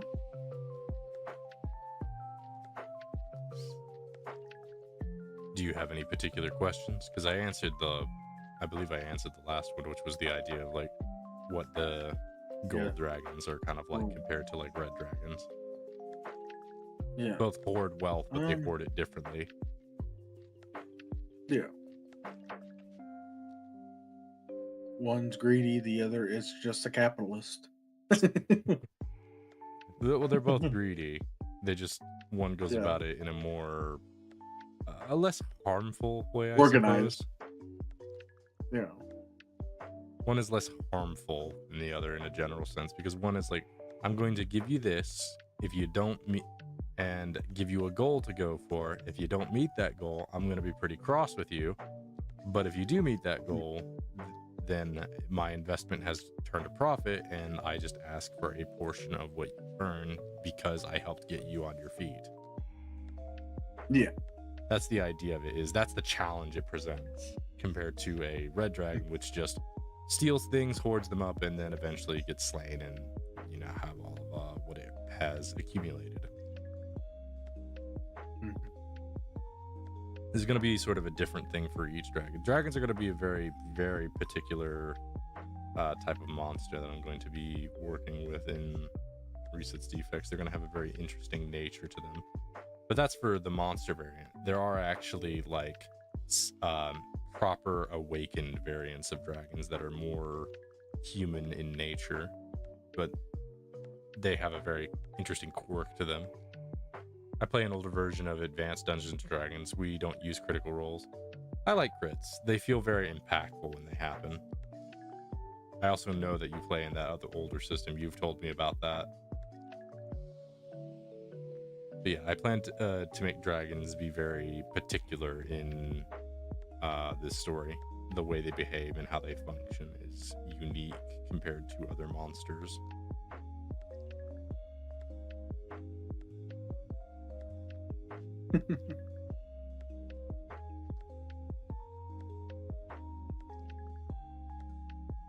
Yeah.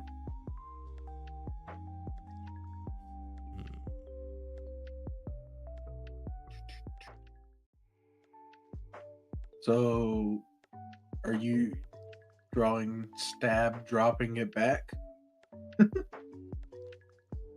Never say that ever again.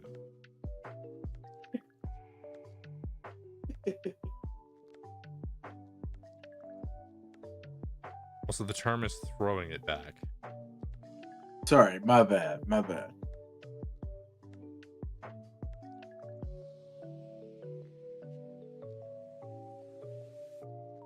And no, this is Luke. Ah, okay.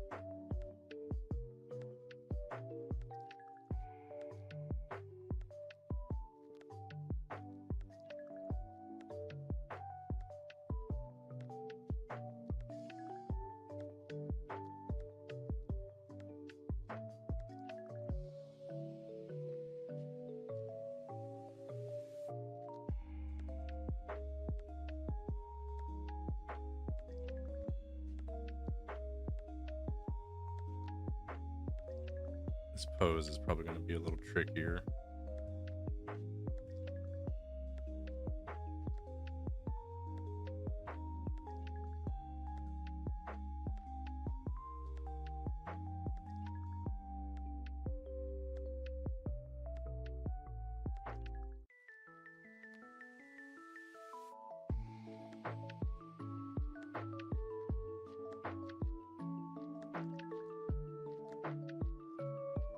This is gonna be a tricky pose.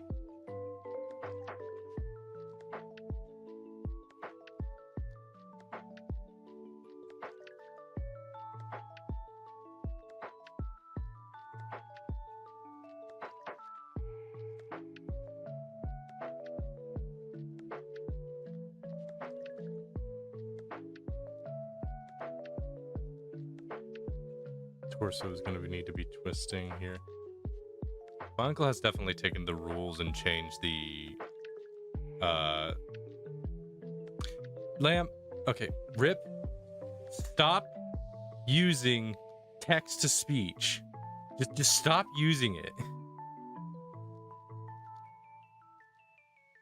Because you just typed out, because I know you didn't type out. My uncle has definitely taken the rules and changed certain things to simplify how things run or make things more logical.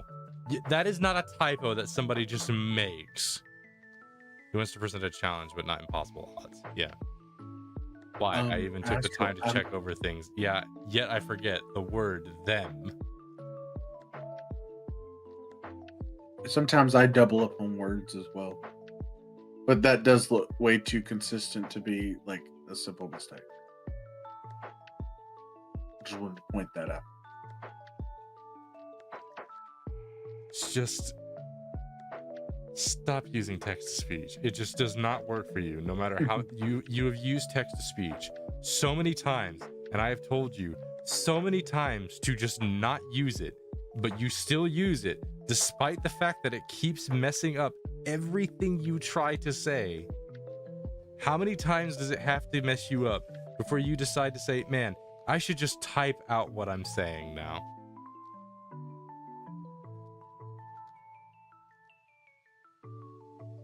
It's like the whole concept of text to speech is supposed to be that it makes things easier, but if it constantly does not recognize what you're saying, why even bother using it?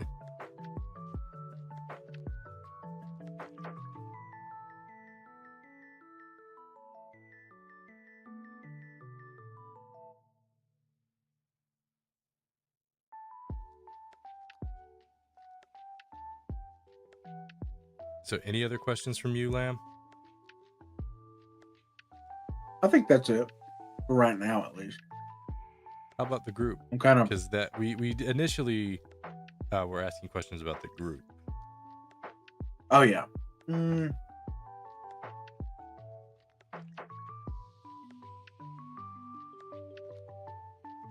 I know what all their classes are. Do you? I'm actually curious. And keep in mind, I'm still struggling with their names. Luke, Holly, What's her- Gresha, Stab. Holly is Holly. mage. That's what I said. It sounded like you said Is that not what I Holling. said? No, Holly. Yeah. Sorry. Let me get closer to the mic because I am sitting back. Holly's a mage. No, you're already wrong. She's not. She's not a mage. Okay, then She's go a ahead. cleric. Then tell me the classes. I thought that was the same thing. They are like not. I said, They are not. A mage. A mage is not a class in this system. okay. Then proceed. A Tell me mage is a things. description of a person who is like magical. That is the description of a mage. So you could call her a mage, but that is not what her class is, because a mage is an umbrella term for anyone that uses magic. Cool. So their classes are: Luke is a fighter. That is his class. The title of the class is fighter. Holly is a cleric. Stab is a rogue. And Gresha is a barbarian.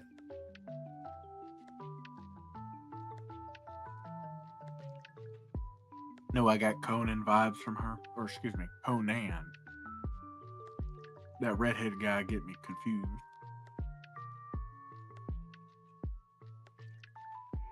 I grew up watching Conan the Barbarian, the Arnold Schwarzenegger movies. I know what you're talking about. I don't I know might be what dense, that but I'm not remake that was. dense. Oh, I was just saying it for chat in case they were a little confused. That remake, I don't know what the heck that was. That was not Conan. That was not my Conan.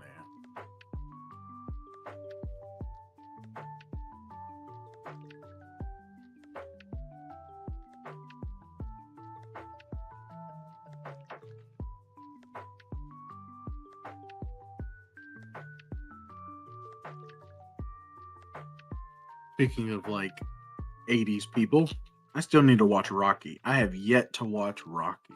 I 'Cause I know glanced you over watched when it I watched the film. recently. I didn't really watch it as much as I skimmed it. Yeah. Heard it's pretty good from like It's everybody who has ever watched it. I mean, it's definitely an interesting story. It's probably one of the better it's a good example of like an underdog story. That's certainly one of the reasons why it was so popular. Is it was like this concept of like a real underdog story. Yeah. Yep. I love the 80s movies. The 80s action movies were awesome. There were a lot of 80s action movies, to be sure. As you can tell, I'm a big Arnold Schwarzenegger fan. Love Terminator movies, Total Recall, stuff like that. It's The Running Man. Oh, it's so good. You gotta like the classics. It's funny. I was born in the 2000s, but I've always felt more at home with the 80s stuff, which is hilarious. Well, a lot of 2000 stuff is just generally just trying to remake stuff from the 80s. Yeah, that's fair.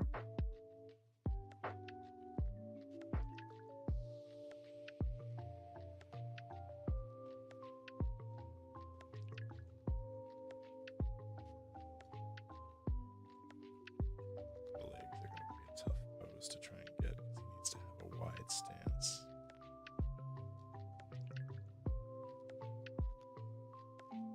Let's see, I'll try to do his arms first for now.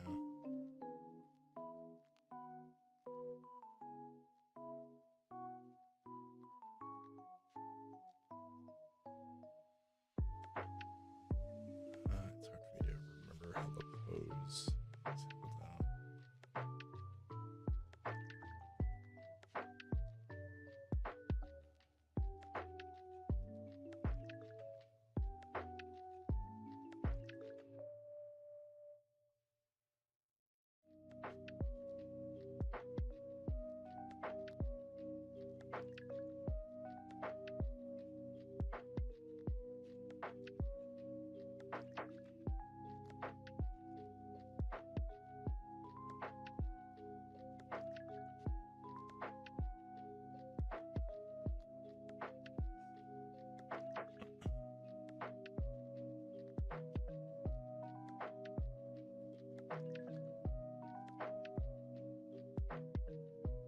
Any questions about the group, though?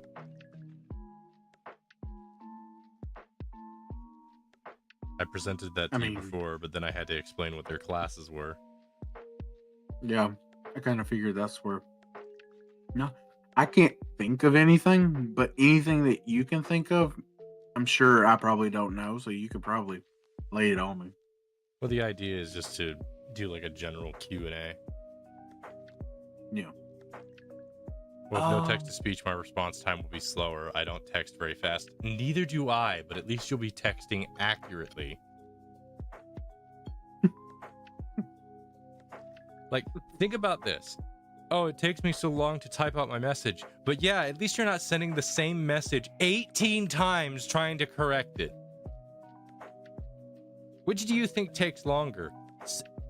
Taking time to write out a message that gets sent correctly, or speaking 30 times over to have it send the correct message and it still not work? And then you have to go down this whole thing of explaining what you were trying to say. I'm not backing down on this. I'm gonna have to agree with Astral on this one. This is kind of why I've turned off on everything. I've turned off autocorrect and stuff like that, and I actually just type out everything, sentence structure and Just all. type it. Like text to yeah. speech doesn't work. Just type it. You will save yourself heaps of time.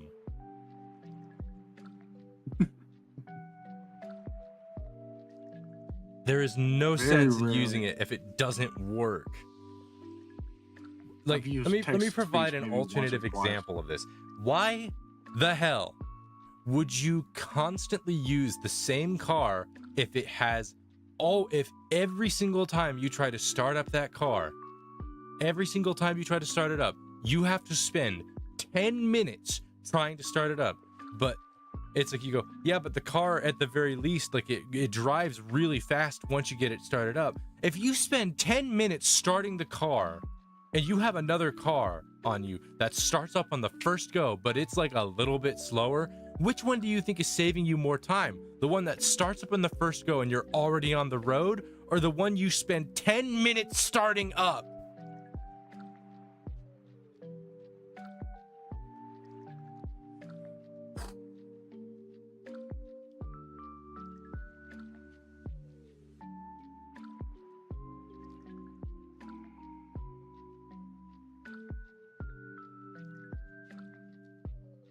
Anyway, go ahead, ask your questions, Lamb.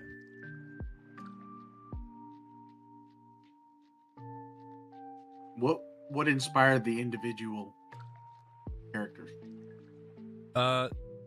Intriguingly, the inspiration behind them, even though it was on the fly, in a sense, it was the idea of, because the first theme I did with them, on the Daily Doodles, was the idea of adventure. And my thought process to that was like, I thought of like a classic JRPG or tabletop group. And that was the idea behind them as a whole, was they were all meant to be sort of the general archetypes that you would expect from that. So you've got the muscle, the leader, the healer, and the comic relief / utility. That's the idea that kind of was behind the concept, is that they were all meant to be the kind of archetypes that you would expect from this kind of inception. And from there, I just sort of expanded their personalities further and further. That was the idea behind it. The inspiration. Well, you did a good job with it. That's It why their is designs, I think, completely are so entertaining. strong, is because they are based off of very defined archetypes, and they have a lot of elements that defines those archetypes very cleanly in their design.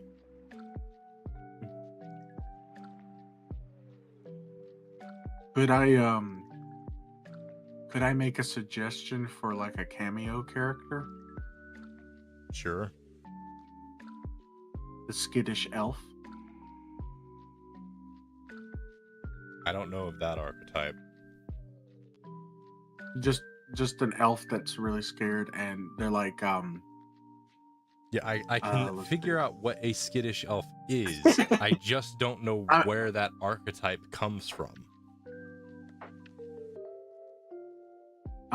like just having that character that's always friggin' scared of everything. That's a stereotype. Yeah, but that's not one that fits the thing I just described. The idea was the idea of like an adventuring party. Exactly. That's why I said like a cameo kind of character. Instead of it being there all the time, they would pop in every once in a while. Make a Scrappy Doo archetype and just have them get killed in like the first few minutes of the story. Wow. Okay. Sure. Why not? Yeah. Brother, I do not care. I will murder Scrappy in a heartbeat. I'm not gonna lie. I thought they said schizo elf. Basically, that's not an inaccurate description. Same as of what I'm bipolar, going which is just like what I'm about to say is very inaccurate but very funny. Lamb is bipolar, so he's like a step below on the skill tree of schizophrenic. You're not wrong. I'm bipolar too, which means more than likely I will not get psychosis, um, which can lead to hallucinations. But no, I don't have hallucinations that I know of. That I know of. It ain't happened yet, but the key word is yet. Yeah, I'm getting there. I'm close. I'm crazy enough as it is.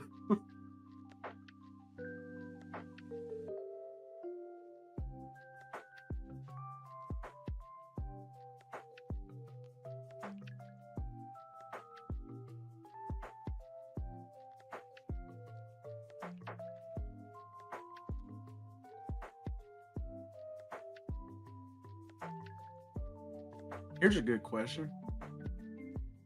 What are your plans for them going into the future? Like, I know might you make a probably comic series have, about them. I like them enough that What I do you want to want? put the effort into that. And like, what do you plan on doing with that? Just make the comic and just show it on stream, or The idea plan is on just to doing be more very with it? simple. It probably won't be an overly complicated comic. It'll be more akin to like how have you seen Nerd and Jock? Yes, I love Nerd and Jock. I love them. Yeah, I it'll love probably them. be very I love similar them. to how Nerd and Jock functions, where it's exploring the very simple idea of a thing and expanding on it as you go. That's fair. That's fair. So that's probably how I'll handle it. But instead of like the typical story of life type thing that Nerd and Jock sort of does with its archetypes, I would do something like that, but with classic JRPG concepts. Oh wait, so like Nerd and Jock, but more leaning towards like the storyline of something like Kerbo. No, No, just I fun. don't think you understood a word of what I just said, because that is not you wanna anything like what I just you wanna keep- described. You want to keep it simple, right? That's when I think of that, I think of Kerbo, because like when I was watching that, I was like, this is supposed to be like a funny interpretation of the game, but it was so goofy and short, and like shortened version of it. I was like, this, yeah, that's kind of where my brain went Kerbo with is that. meant to be. So Kerbo is not simple. It is absurdism. It takes the concept that it is parodying and cranks it up to an intense degree, and the idea of it is that it functions as parody, and parody is not simple, not in a general sense, because it has to understand the context of what it's parodying. If it doesn't understand the context, then it is generally speaking bad parody. Fair The way you enough. can define a good parody and a bad parody is by whether or not it understands the concept of what it's parodying. A good example of this is One Punch Man, weirdly enough. One Punch Man is, in its own sense, a parody of the shonen story archetype, where you have a character that grows strong, a character that grows to unbelievable strength to face adversity. But the parody that happens here is that the character of Saitama is already he's already strong enough. His strength is already necessary. X0R underscore 404 and that's where the X parody cheered. comes in, because the conflict X55. then, Im parodying Astral High Im Astral and Im Stinky.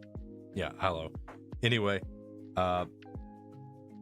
yeah, the idea of like how the conflict that actually goes on in One Punch Man is more internal as opposed to external. There is no like external threat that can bother Saitama, and everything is internal. One of his main conflicts is the fact that he no longer finds joy in the thing that he used to be passionate about.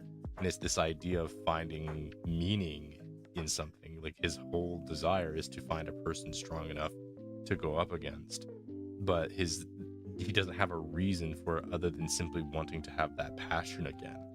And a lot of people can generally relate to that idea of once being passionate about something and wanting to feel that passion again, but not having a direction to take that.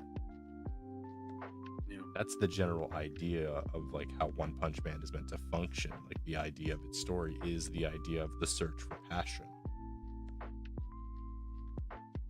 It's why even though he is able to defeat the like foes at hand, everyone else in the story that isn't Saitama is going on that journey, the typical shonen journey. Particularly you can see that with Genos. But for him, there isn't a journey to go on because there is no struggle. And because there's no struggle, there's no meaning to like his strength. It's like, what's the point of in his mind, his idea is like, what's the point of being this strong if there is no challenge? I think one of my favorite examples is there's a fight, an encounter that occurs in one of the later arcs. There's a tournament arc thing that goes on, and he becomes part of a martial arts tournament because he wants to see what martial arts is about. And he wants to understand why people make such a big deal out of it, because he's not a martial artist, he's just that strong. And he comes across the story's basically best martial artist, and he effectively concludes and even gives advice to that guy saying, if your goal is to just have fun, I suggest that you don't get any stronger. Like, that was his whole thing after fighting that guy, is he sees him because Saitama sees him like make fun of heroes and the concept of heroism, and that if you're strong, you should isn't it natural if you're strong to just want to be able to test that strength and have fun? And his whole the idea is like, I didn't get strong because I wanted to be a hero for any sense of heroism. I did it so that I could live a relaxed and enjoyable life. That was his like whole thing. And Saitama even comes to a recommendation. It goes, if your whole goal is to just have fun, then I recommend you do not get any stronger than you are now. Because his whole like breakdown of what that guy wanted was this concept of he looked down on heroes because no hero was stronger than him, and he was a martial artist to face people that were strong. So the idea of it is this context of what is strength, what's it used for. In Saitama's case, he wants to be a hero, and he wants to have struggle. Like, he clearly wants to struggle to feel like there was purpose to it, because one of the things that he qualifies as what defines a hero is someone that stands against the odds. That's a definitive thing that he uses to define a hero, is that a hero is one who stands up against all odds. But for Saitama, there are no odds to stand against. He's already stronger than everyone he's up against, so he never feels like a hero. It's why his moniker of like, I'm just a hero for fun, is an interesting context, because the idea is like, yeah, he wants to have fun with it, but at the same time, he wants to be a hero. And the idea of that is almost contradictory to what he wants in some capacity. Yeah. So that's a key thing. One Punch Man is not an easy show to get into in a general sense, because it is both a parody as well as it is a story about finding meaning in lost passion. Something that I've enjoyed it so far. Something that plenty of people can really get into. But you The have to only really reason understand that I don't think a person who's never watched anime should watch One Punch Man as their introductory, because it is a parody of the classic shonen archetype. Mm-hmm. And I know this is gonna sound weird, maybe. I don't think people should watch Naruto either. I don't think if you're starting out anime, Naruto is not a good introductory. It's got more depth to it than a general sense. So it's like, would you try to get into something with more depth? It's difficult. Like, I would even say, even though it's very, very popular and a lot of people would recommend it as an anime to watch, if it's your first time watching an anime show, and if you're wanting to get into anime as a show and its medium, I would recommend not watching One Piece. As contradictory as that sounds, because a lot of people will say, oh, you should watch One Piece, it's a great way to get into anime. And it's like, I honestly would disagree with that statement. I don't think it's a good way to get into anime because it is a long, for one, it's a long series, and that's intimidating to a lot of people. But the other factor is that it is a lot of extremes.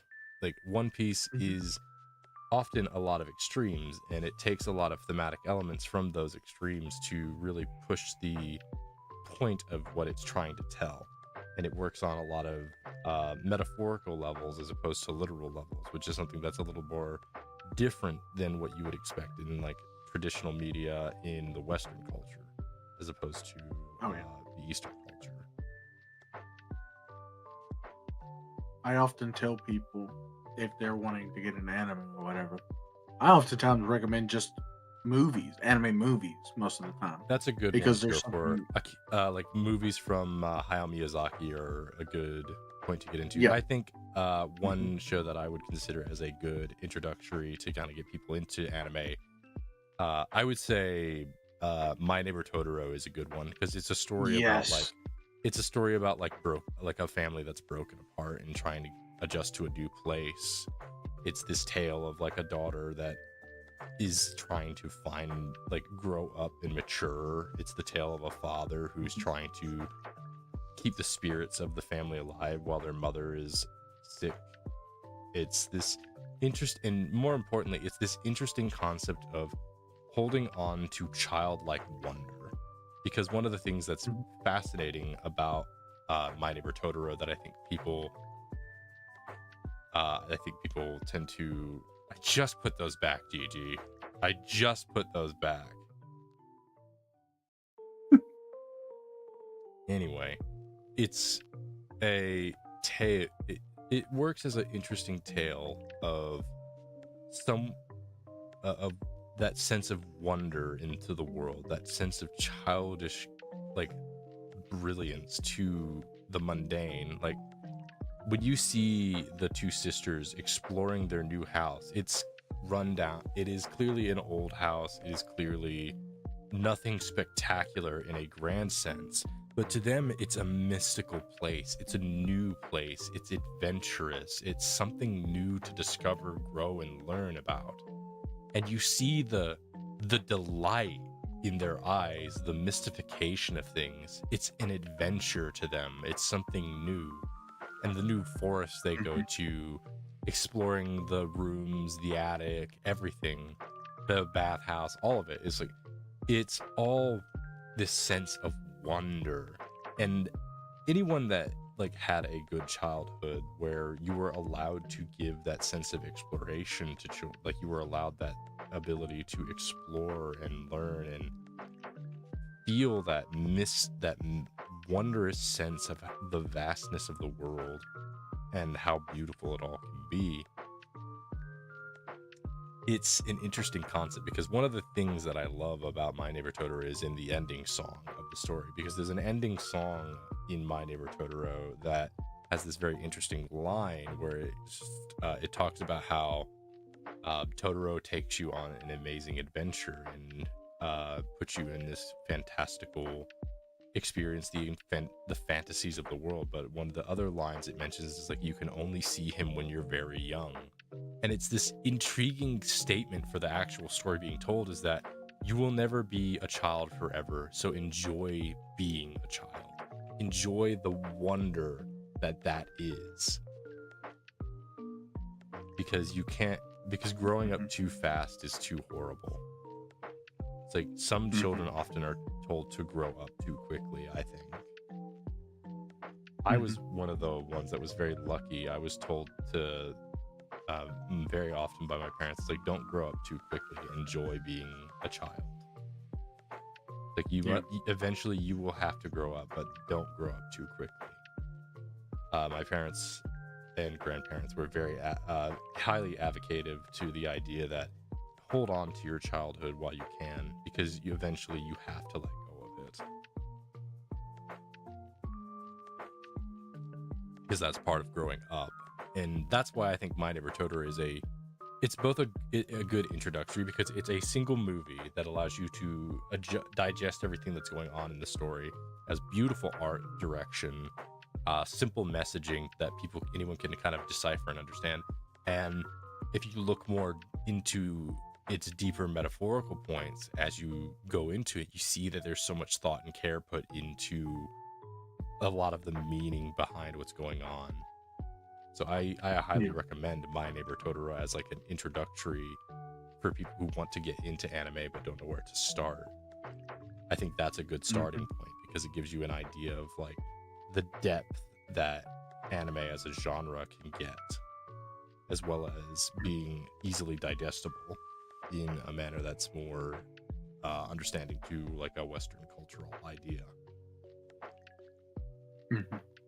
Another one that I really liked is, of course, obviously Ponyo, because Ponyo it kind is of certainly demonstrates. interesting. It's a little tough to get into because it also runs on extremes, but it also is this interesting idea of finding belonging in some capacity, but it's also this idea of just a simple story from the perspective of like a childish mindset. But the point is, it demonstrates both the innocence and the strength of familial love, and I think that is awesome. Right. I think the mom in that story is a great example of that. But you also have another thing about Ponyo that really does kind of put this idea in there is the aspect of how, say, Ponyo is a very good idea of letting one's child go, because one of the things about Ponyo is that her first experience leaving her father let her experience things that she would otherwise never have gotten to know. She would always be basically locked up in her room, locked up in the little glass container, which is something a lot of worrisome parents do.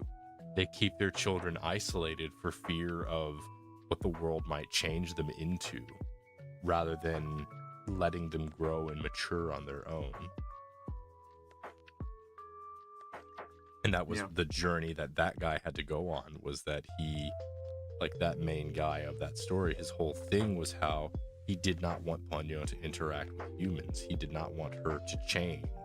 He wanted her to stay his little girl. He wanted her to stay the same. He didn't want his daughter to grow up. And that was sort of the key thing about that, is how harmful that is for a parent to do. Whereas it's contrasted by the boy's mother, whose name, I forget the name of the boy, but the boy's mother actively was encouraging for him to be a kid, but to know how to mature, to interact and change in a subtle manner, of course. But it's interesting. I know this name.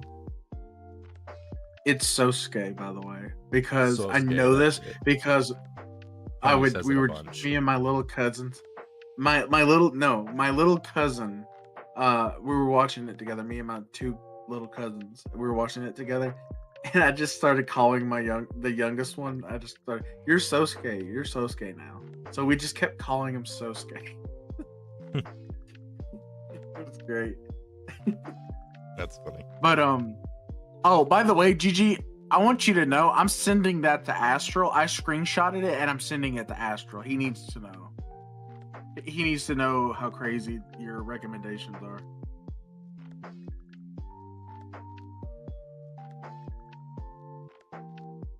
And I totally agree with you, but it's probably recommended to you because of that other one you got. Just wanted to say that.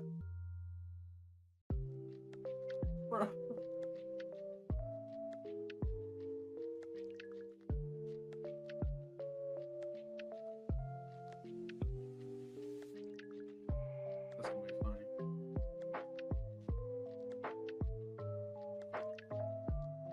Oh, by the way, did you see the little clip I made of Yes. Chairman Go?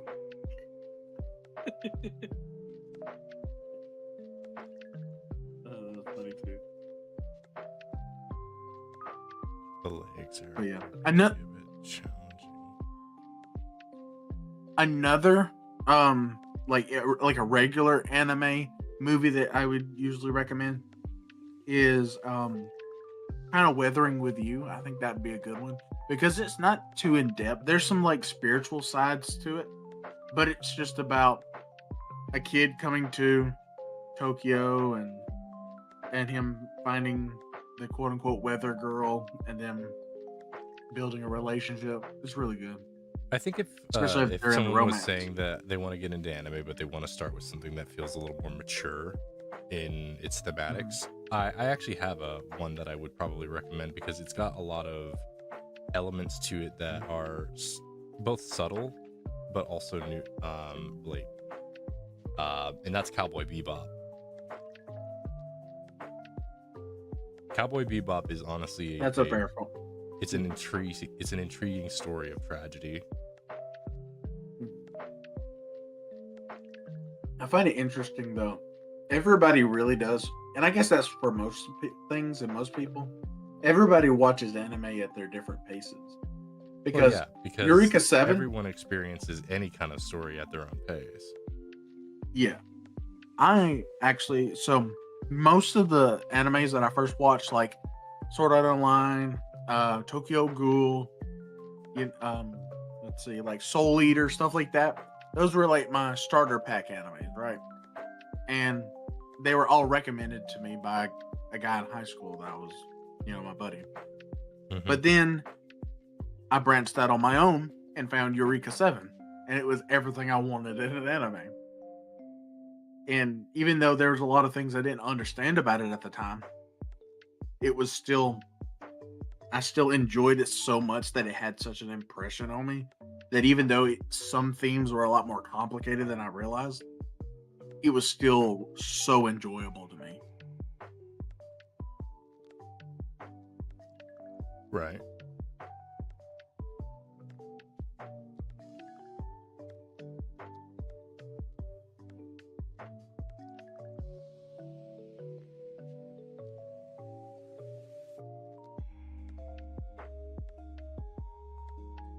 As for this group in particular, to explain what I would do for the comic, basically what I would do. Oh, Your Lie in April is hard. No, we're not recommending that to anybody on their first Your Lie round. in April is No. that's a tough one. That's not a good introductory. That one is like, hey, do you want to ball That your is eyes like- out for 3 weeks? Like serious? No, I haven't even apparently watched it I was- yet. I know what goes on in a general sense, and I Uh-huh. still haven't watched it despite it being on my list because I Oh my know it's gosh. gonna be sad. Let me tell you, it was crazy when I watched it. So for the first few weeks after I watched it, I didn't feel anything. But then as I'm scrolling through Instagram and I saw some Your Lie in April like pictures and stuff, I was in the middle of a doctor's office. I'm trying to hold back tears in the middle of a doctor's office because it hit me like a freaking freight train weeks Just like, after I actually watched "Oh." it. Yes, it was crazy. Bro, that's not fair. Why now? Why now? Couldn't it have been a little bit later when it was less inconvenient for me? Like when I'm in my room and I'm already depressed, please. With the windows and the curtains drawn, please.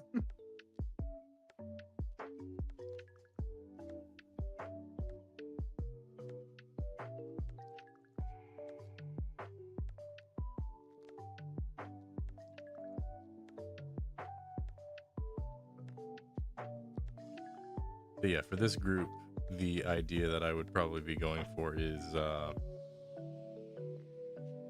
basically the idea for this group would be and the kind of adventures that I would put them on. It's the comic would be, again, like I said, framed like how Nerd and Jock is, where it takes the concept of everyday life, but classic like comic stereotypes of stuff. Like you've got the nerd, the jock, the bully, the goth, various different things and the little antics that they could get into and whatnot.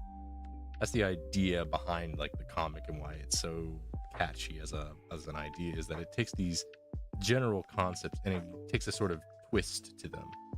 Like a good example that I enjoy is the fact that it's like the stereotype of like a nerd and a jock archetype is that the jock bullies the nerd and makes fun of him for being a nerd. But in Nerd and Jock, the idea is like the initial like first panel comic was meant to be a subversion of expectation, where it goes, the nerd comes up and goes, hey, you look like a nerd, and then he's just like, yes, in fact. Okay, it's like, then it's like, oh good, can you help me on this, can you help me with this stuff? I'm not the best with algebra.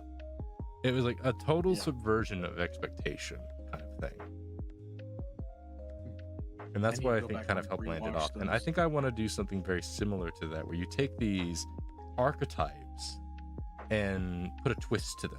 You subvert the expectation of a few things. Like, one thing that I love when it comes to certain archetypes is how they can behave outside of those archetypes. A good example with Luke here is Luke is meant to be an archetype of the heroic fighter of the group, the one who's ready to take charge. The way I want to sort of subvert that is every time he is ready to like do what he's about to do, like he is a great fighter and he's good charismatic, like he makes sense to be the leader, but most of the time he is just asking everyone else what to do.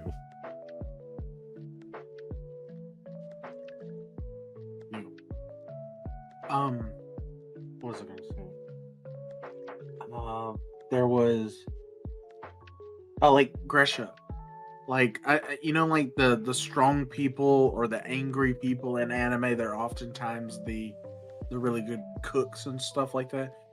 I was thinking maybe she could be a really good cook, but she being as sweet as can be while also being one of the strongest, I think that would be a good compliment to her being that a really is good actually cook. a thing about her character that I have put down is to pretty much everyone else, she is like a beast. She is just like, I will turn you into I will turn you into a past tense is basically Gresha. Yeah. But when it comes to these people, the party that she's with, she is more like, this is my, she'll like hold up Stab and go, this is my friend. Like, this is my goblin. There are many others like him, but this one is mine. Yeah. Oh, that's sweet. I love that. She is meant to be very caring towards the group, in the sense that she sees them as like, those are her friends. It's like that's her family, and she takes care of it. Yeah. So you don't hurt Gresha family. You hurt Gresha's family, Gresha will break your kneecaps. Do you remember what's his name? He played I remember John Wick, Keanu Reeves. He once stated to, I think it was Oprah, they were talking about how, fighting for somebody if they're being threatened or something like that is still wrong or whatever. And Keanu was like, no, that's love. He's like what? But it's still, you're hurting somebody. He said, yeah, but love isn't love if it's not worth fighting for. It was a good line. And that's what I think of with Gresha. Mm-hmm. That is a fine statement, I think. One thing I think is interesting, and I convey this, I pretty much convey this in pretty much any of my works when it comes to like writing and whatnot, is if I ever integrate love as a theme in my story, I always am very poignant to not make love a self-defining word. I don't care much for for self-defining words, where it's just like, yeah, it's just love. That's all it is. It's like, I did this because it's for love kind of concept. For me, I don't care for that. I think it demeans the actual me, like it demeans like the word itself in a way. So the way I handle it is I make sure to give love a proper definition.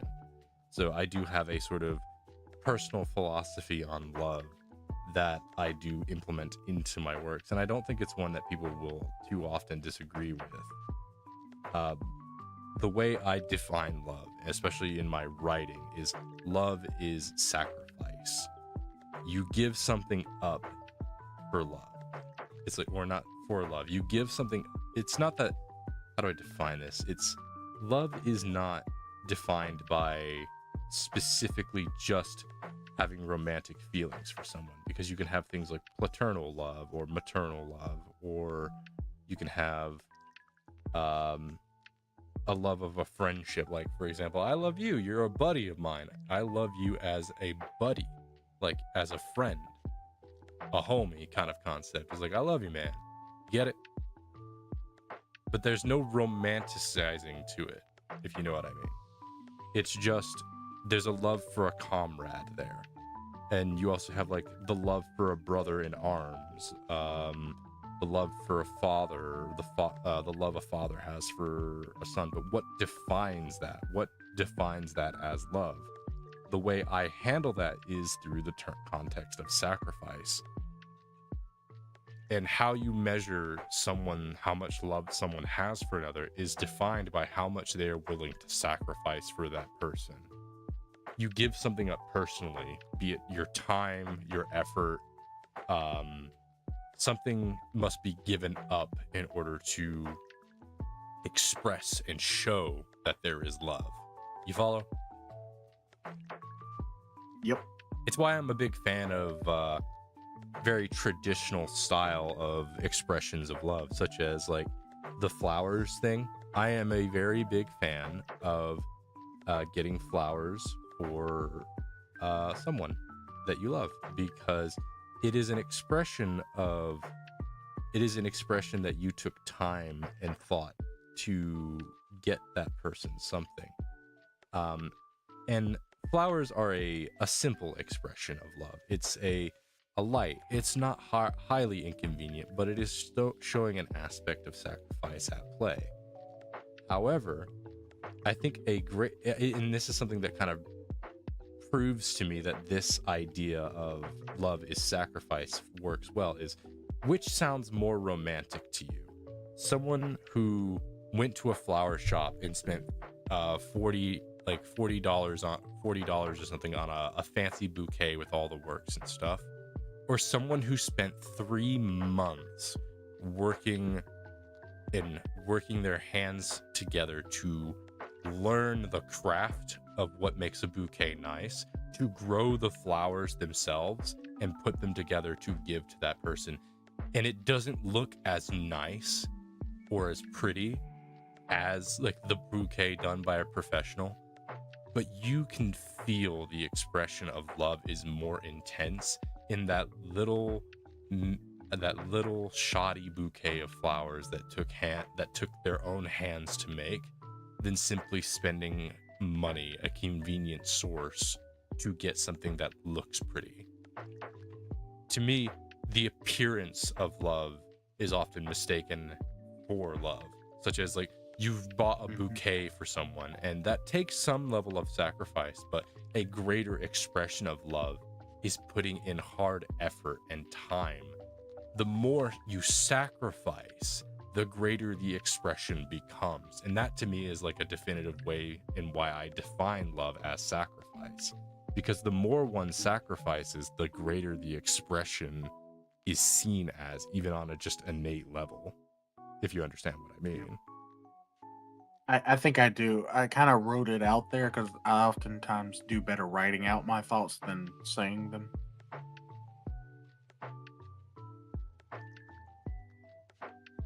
Sorry about the double "and." Brother, oh, okay, you typed it in chat. Yeah. Sorry, I didn't text you. I'm sorry. Brother, if you texted me, I wouldn't have known anyway, because I don't get notifications when I'm live. Yeah, I know. I didn't know what you meant by that. Sorry. But yeah, I plan to do that, use that writing element a lot in my stories, because I think it's a good way to express love in a manner that works. Because oftentimes I see stories that try to be love stories, and they have love be this I can understand why they do this. It's very obvious why a lot of people do this, because they want to mystify it, make it seem ethereal and somewhat intangible. But I think that makes love feel distant. It makes it feel like it's something unachievable. When you mystify something so much that it becomes fantasy, you denounce what it is as reality in some context.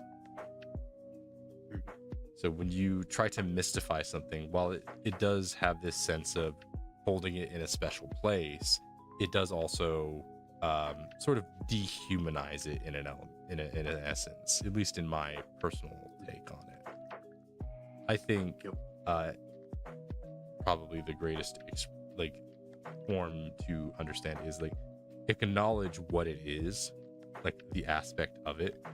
And when you have that acknowledgement, you have that sense for what it can be in a general concept. Yeah. I think the best way I could describe love is that it truly is a choice to love somebody. Of course, you get feelings and stuff like that, even even when we're talking about family. But love is a choice. Love is my daddy, my father, getting up at 4:30 every morning, going to work at a job he finds utterly just boring nowadays, every single day, to make sure that we always had food on our table, even when he hated doing his job. That's love. To make sure that the people he cared about were thriving. That's love. Right. That's a good example.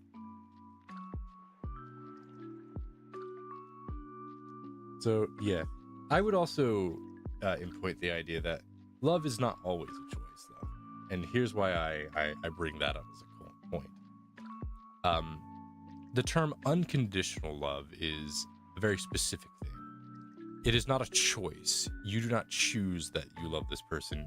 It is something that is innate. It is something natural that comes to you. And again, it's still defined by the context of sacrifice. And unconditional love means that you feel a pulsary need to give unto another person. That is sort of a key thing to it. It's not a matter of how much am I willing. It's not a matter of am I willing to give something up for this person or not. It is a question of how much am I willing to give for it. And that is sort of the measurement one can define love is I love the concept where it's like you see some people say it's like, well, you can't measure love, and I go, you can. You very much can.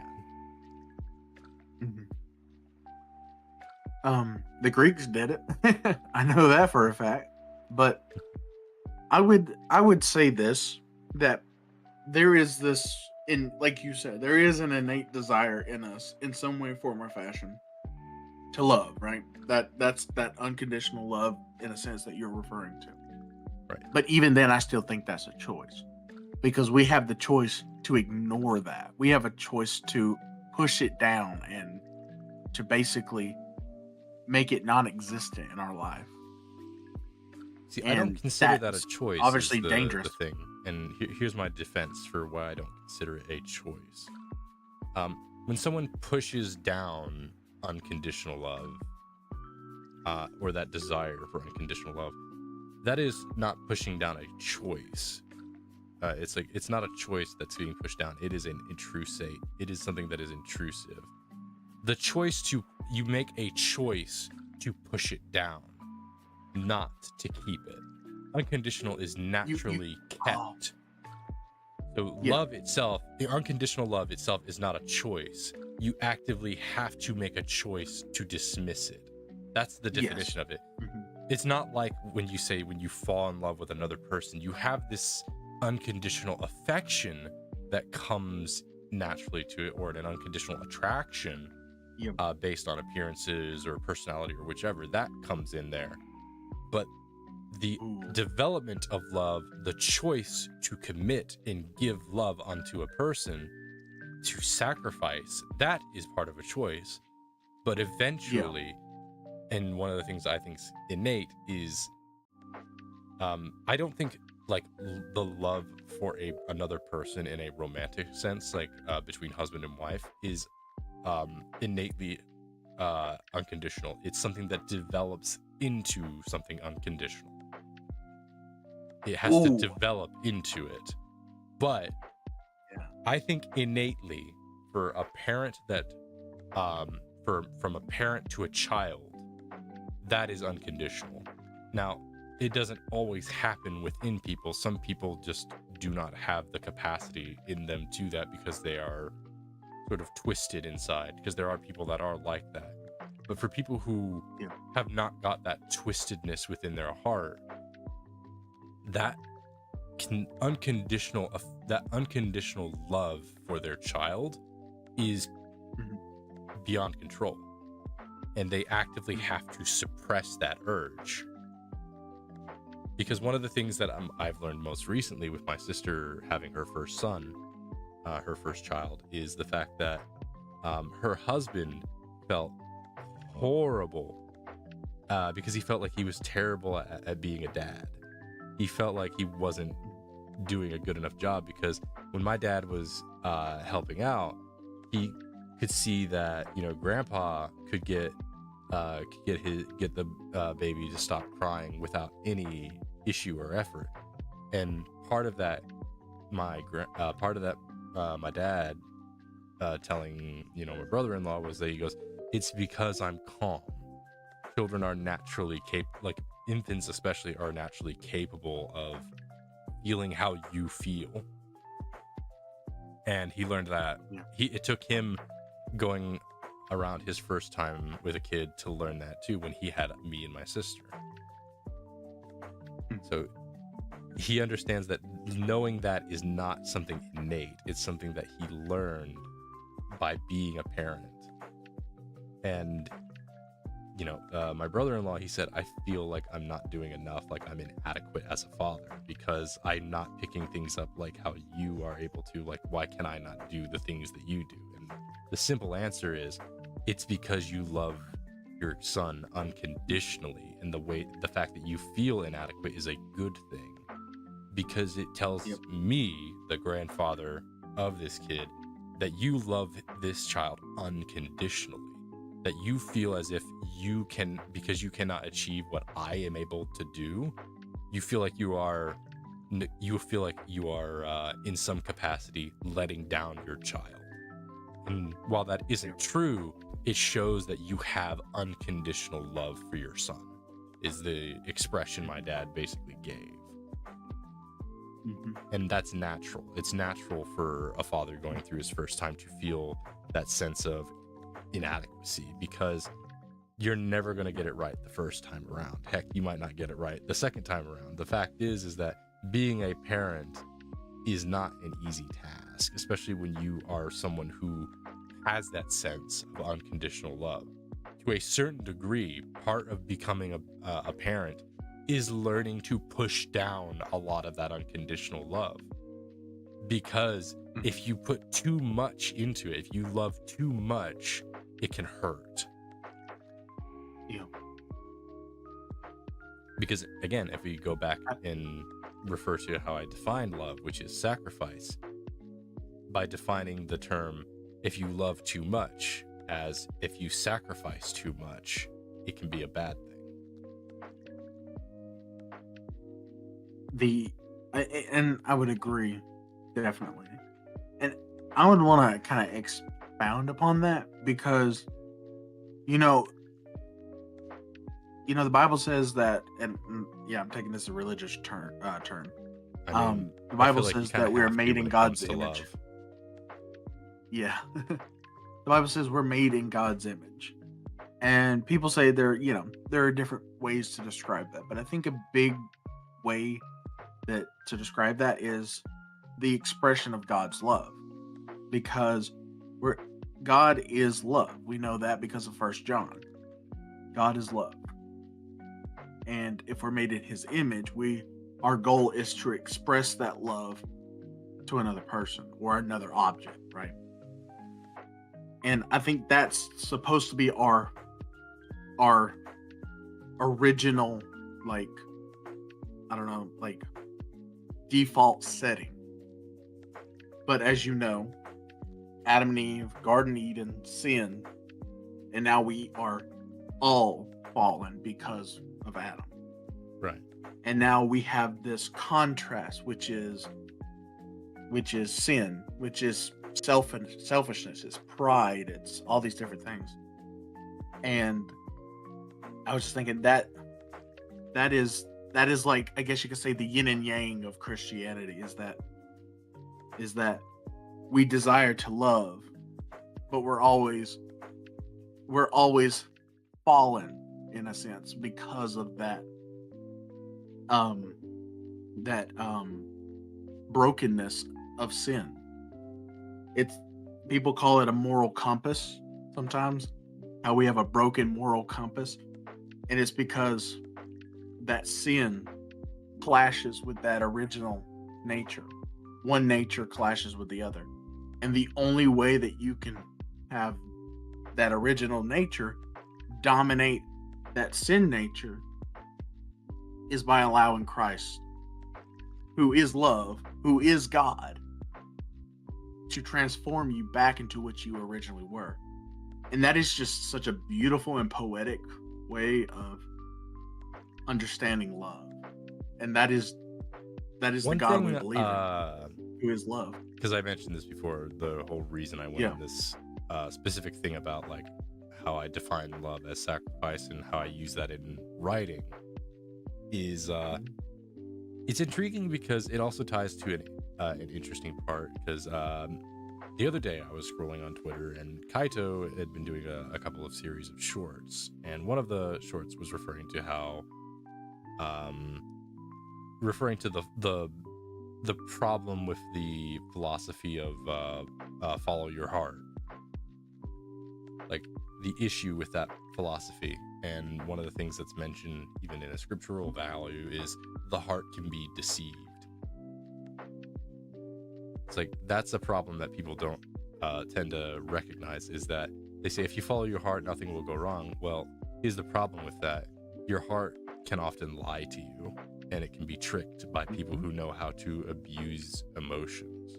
And it's very easy to do. It's very easy to manipulate a person's heart.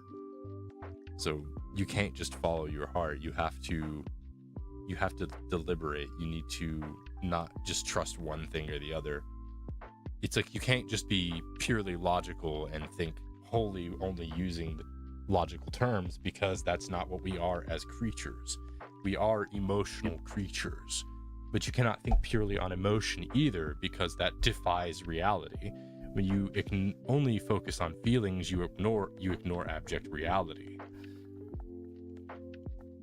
The key is to find the balance between those two, and the way most, the way Christianity follows that is that God is the balance of that. God is the definer that helps us to find the balance between our ability to understand and our capacity to feel.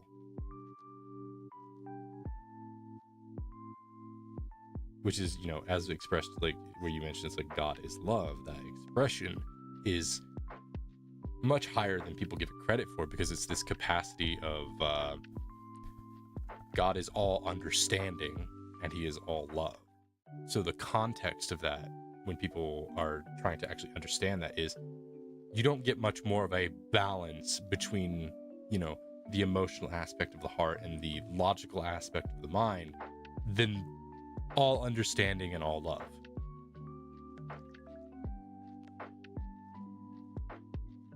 It's why we are called to temper ourselves when we get angry.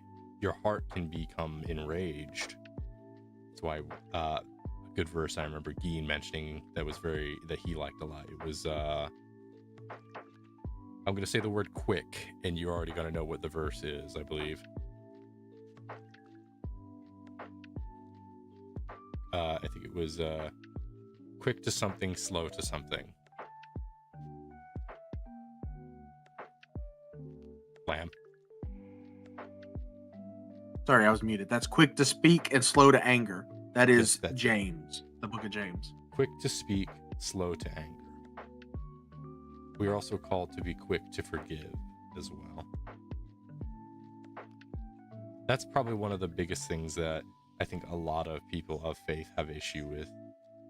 Not in the sense that they don't want to do it, but in the sense that, or that they don't understand it, but rather it is much harder to forgive than what people give credit for. People think it's like, oh, it's just say you're just forgive them, and it's like, it is a lot easier to say that than it is to actually do it.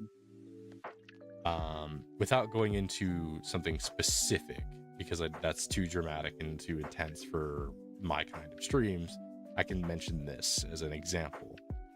Imagine somebody who you knew for 5 years or so, someone like that, asked to borrow money from you, and you wanting to be sparing, you're in a tight spot as well. You go, I'm going to give you this. It's going to put me in a tight spot, but I ask that you don't forget this favor. Then 5 years down the line, you're in a tight spot and you go to them and you ask them for money, and they're better off. They're not like where you were at, and then they just simply go, no. They don't provide a reason. They don't say why. They just say no, because I don't want to do that because of whatever reason they provide. And it doesn't matter how logical that reasoning is that they give. It is the simple act that they did not give back something. It's like you showed kindness into them, and you would expect kindness to be returned, but it wasn't. To an innate degree, we must learn to forgive that, even as we hurt, because there is going to be an innate hurt. There is a sense of betrayal that comes from feeling like, what was my sacrifice worth if it meant that this person would not do the same for me?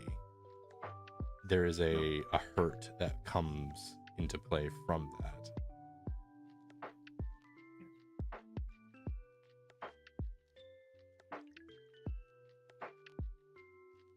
The heart is deceitful above all things and desperately wicked. Who can know it? Trust in the Lord with all thy heart and lean not into thine own understanding. In all the ways acknowledge him. Yeah, you get the grasp on that part. Mm-hmm. It is intriguing. The heart is a fascinating thing, to be sure. Something philosophers for many centuries still have yet to understand, which sort of kind of proves the point. Who could understand it? The answer is truly no one, because how do you understand something that is innately flawed? For we as human beings are flawed, and therefore any aspect of us will be flawed, including our heart.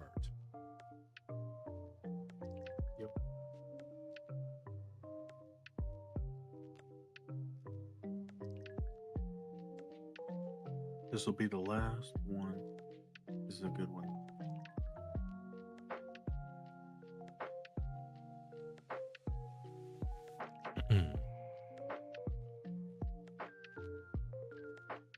Right.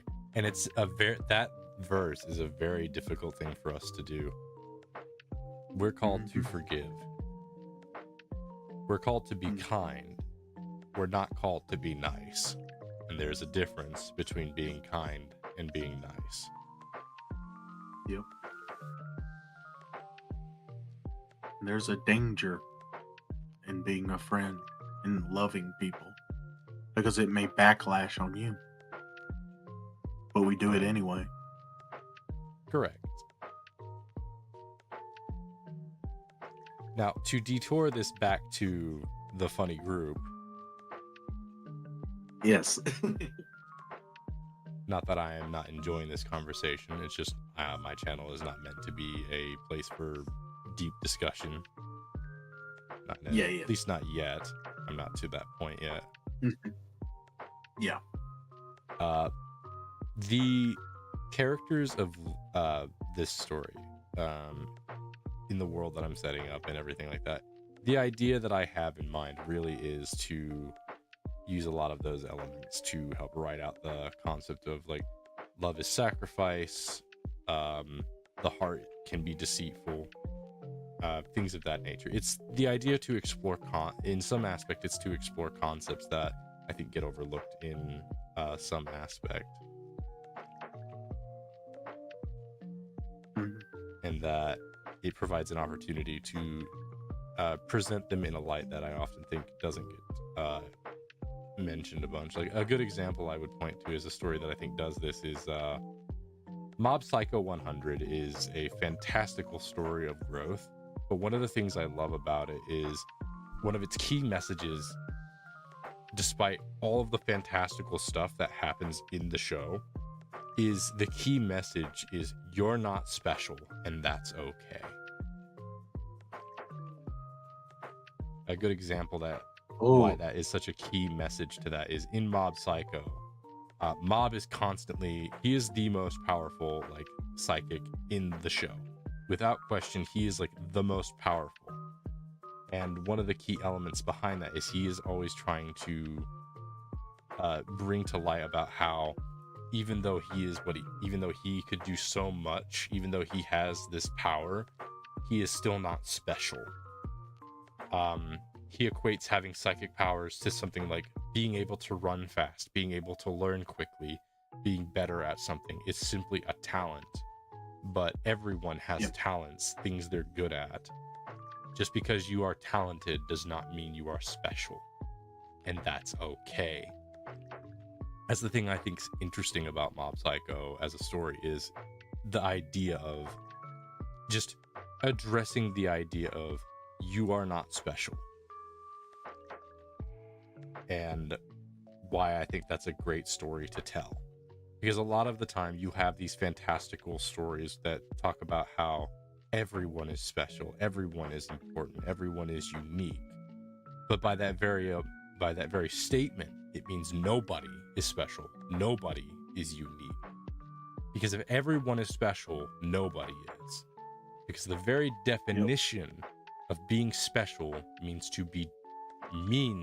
to stand out, complete, to be different or unique in a way that defines you separate from everyone else. And if everyone has something special about them, then nobody is special by the sheer definition of what being special means. Mm-hmm. And Mob Psycho addresses that concept to say everyone is special, so therefore no one is, and that's all right. Because you don't need to be special. We are defined by our flaws, by our weaknesses. And that in our weaknesses, we cling unto one another. And I think that's a great story at hand. Because it's the idea that, yes, I am feeble and weak. And there are people that are there to pick me up. And I think one other thing that I find fascinating about Mob Psycho is how it addresses the concept of what it means to be strong and how it is far better to be weak than it is to be strong. And the reason for that is because the strong need no one. Strong are defined by isolation, the lack of need for another. The weak are defined by their need for assistance and help. And the reason why it's better to be weak is because you will have people, you will not be alone. To be weak is to admit one's lack and to acknowledge that you need others. To be strong is to acknowledge that you do not need others. And to be strong is isolatory, it is lonely. And that's why I like that expression in Mob Psycho. It's this idea that being weak shows that you are ready to, it's like admitting you are weak, admitting you are not special is the first step to getting closer to other people. Yep. I like that idea. In a sense that it's like when we're talking about the weak, I find it interesting. I don't think people who are quote unquote weak are weak. I know that sounds weird because even a tiny cogwheel can get a larger cogwheel spinning. You know what I mean? If Right. everything is working together in sync and working together properly. Correct.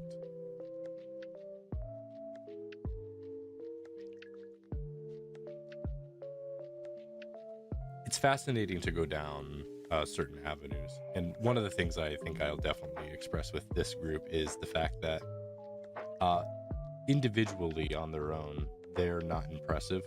They have elements that they simply do not work with on their own. But together, they are a team. Together, they are able to accomplish things grand and so on. And I like that. I like that feature of storytelling. It's one of the reasons why I've told you about that conceptual idea that I'm working on, Weekly in Another World.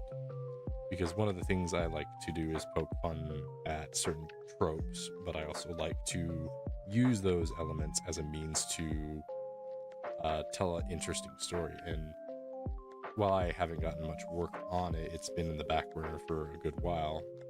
I do think I have a fun story that I can tell with that concept. Because the whole idea is meant to be sort of it's meant to be a sort of jab at isekai's most common trope, which is the overpowered main character solves everything kind of story. I like the idea of subverting that trope because it's such a common trope to see within the genre. Even though I think the genre is very good, I think it's a good genre. I just think most stories that use that genre tend to not use it in a way that's additive.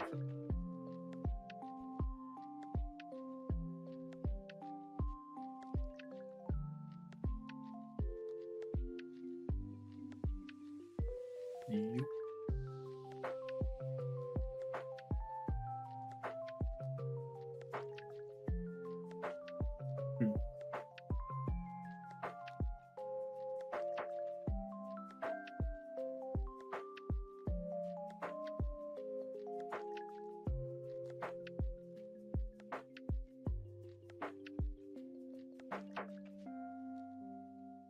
I think that might be my limit for deep intellectual thought. You say that, but like we've done, it was like a spur of the moment thing. Yeah. I tapped in the well. How far into the well can we go? This is a deep well. It is. I just got to keep digging.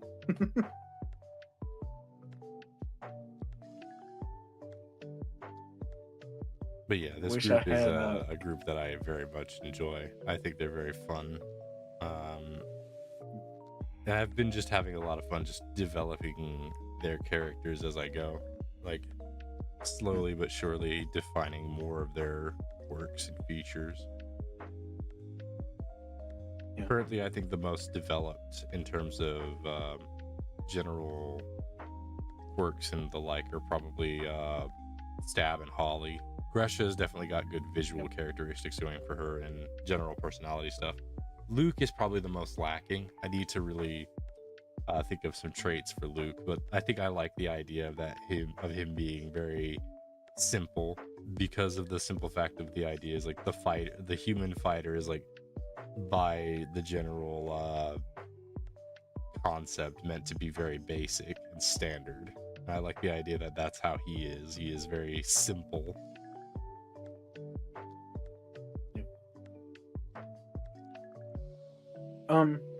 I just want to make sure. Is your stream running properly? I think Yeah. it might be on my end. Yeah, I think it's my end. I got two things updating on Steam, of course. Hang on a minute. I'm gonna just check something.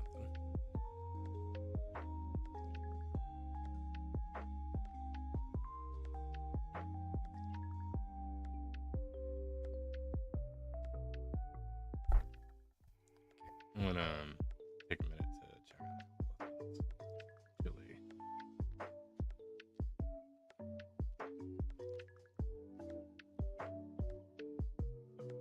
I'm gonna. Okay, it's working.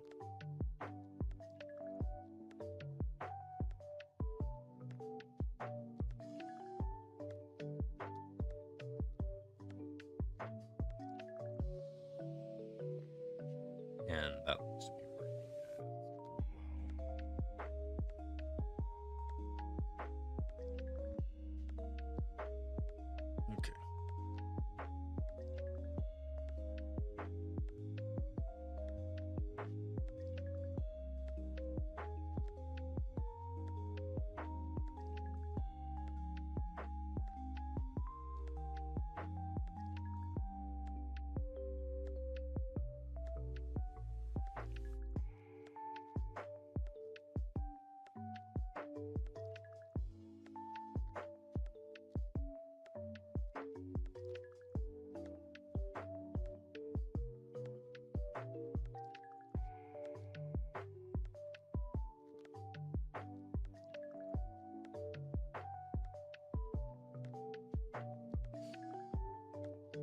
Went quiet there, Lamb. You good? Yeah, I'm just counting pills at the moment. Chuzzy might be interested in this.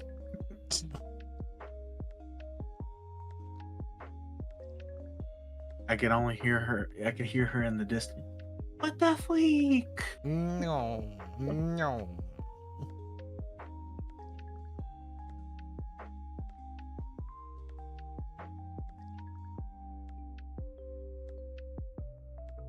You know what I need to get for my soundboard? What? I need to get the maid lady from Family Guy's soundboard for going no, no. No, no, no, no, no, no. Just her doing It's, that and then play that every single time that Chuzzy goes no. I believe her Every name is time Chuzzy- Consuela. Yeah, her name is Consuela. Just every time Chuzzy like does her atypical no, I just play that and I go, you know who you sound like right now, Chuzzy?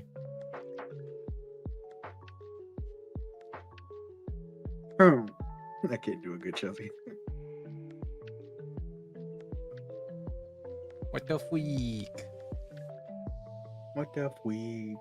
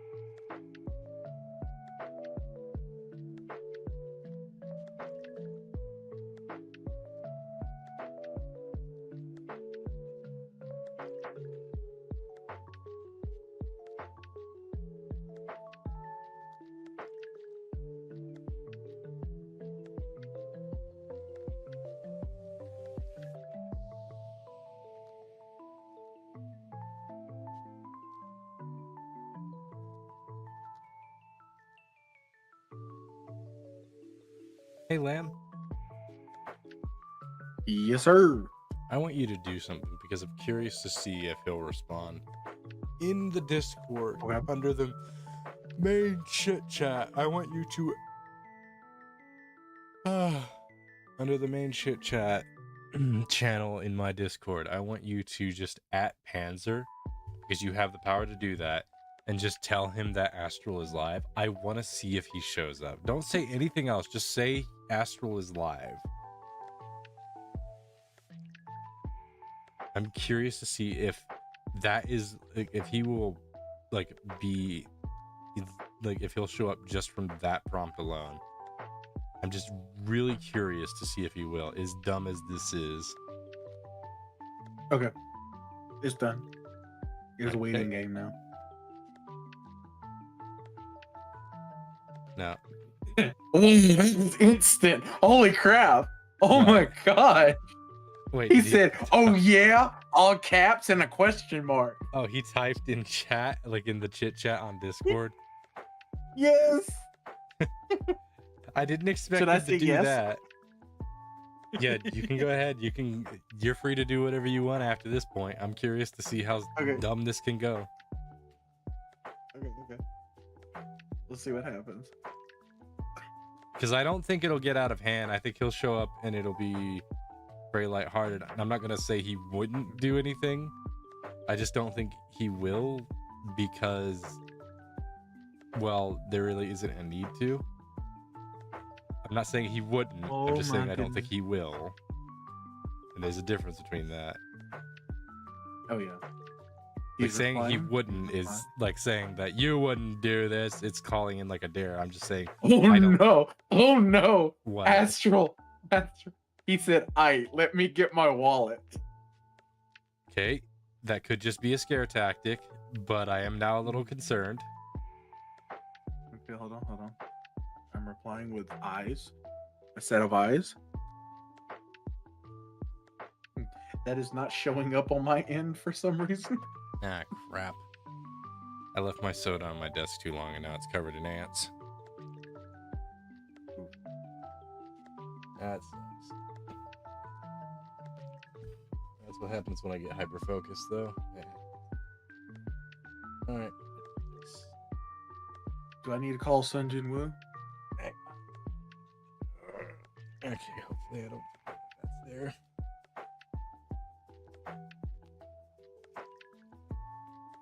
It's like, do I know... I know a guy that might be able to help you with your ant Lamp, problem. no. We're not going down that route for that joke, okay? I'm not... I wasn't joking when I said I got covered... that it's covered in ants. Yes.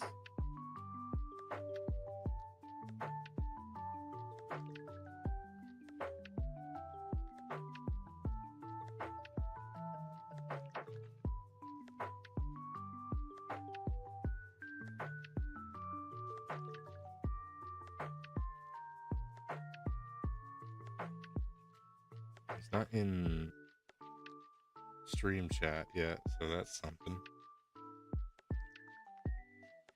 But it could just be him prepping. Bro's checking his bank account. All right, how many hundreds am I willing to drop today? To my knowledge, he got his tax return, so I don't know how crazy that's gonna be. Oh no! Oh no! That's gonna be interesting. Because he's made that threat before, and I'm just like, He said he was gonna do something Monday, but he didn't do anything on Monday. He said he was gonna just let it be an okay kind of thing. And I did not try to press it too much further, but it's not Monday anymore, so I don't know. He never specified like when that mercy extends to.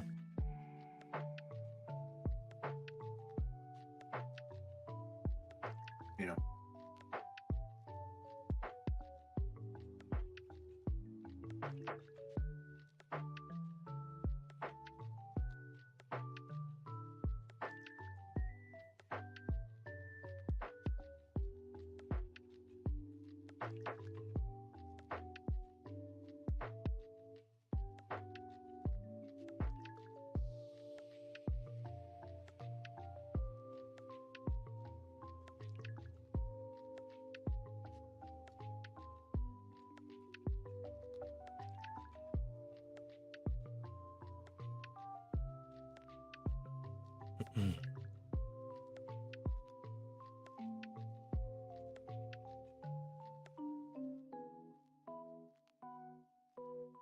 I do hate when that happens, though. We have a bad kind of ow. Lambride 333 cheered. X10. I forgot what I was saying. Well, I did knock the mess out of your head, so that's probably. Eh.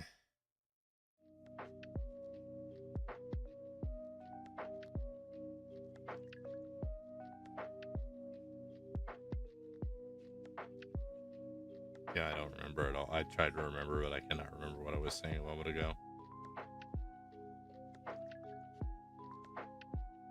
R.I.P. Do you remember what I was saying? No, I don't. I'm sorry. Didn't think so. No. Ow. Why are you Lambride dropping 333 cheered. X20. I don't know. Just felt like it. Maybe them just rolling out the red carpet, maybe? Who knows? Brother, I do not need you to antagonize.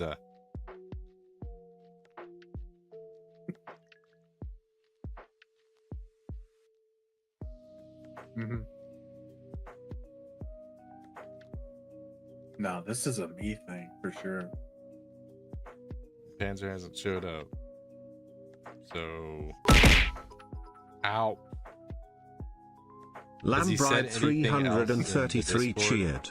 X25. I don't believe so. Nope. Just, let me get my wallet. I think he may just been baiting.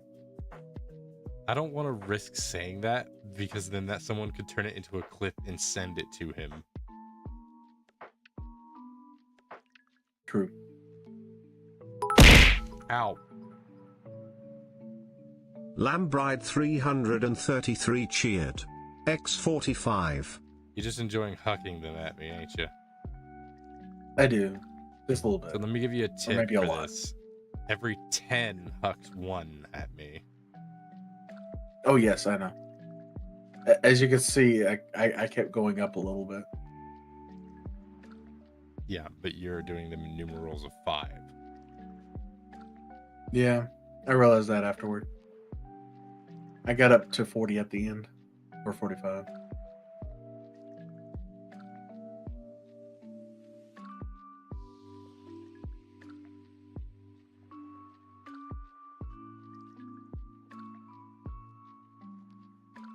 See, this is why Panzer's the professional, okay? I'm not used to bidding. Throwing bits or whatever.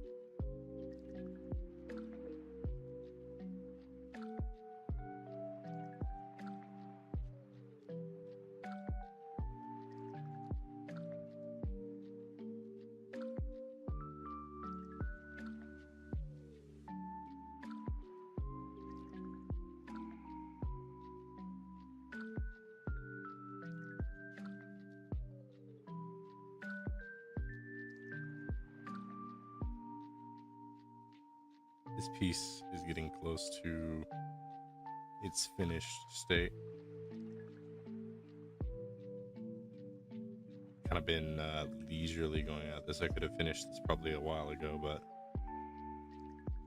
I just kind of been taking it in a more relaxed state. Yeah. I think we both are.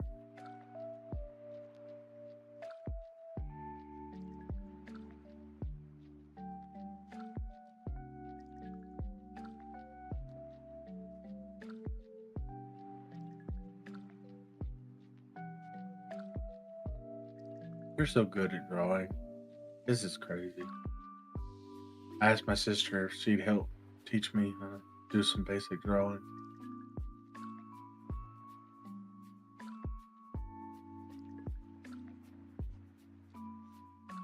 Do you have a pen and paper near you? I can get one. Do you have digital software you can draw on? Probably, but I don't know how to use it. Why did you get so close to your mic there? Because I was reaching for a pen.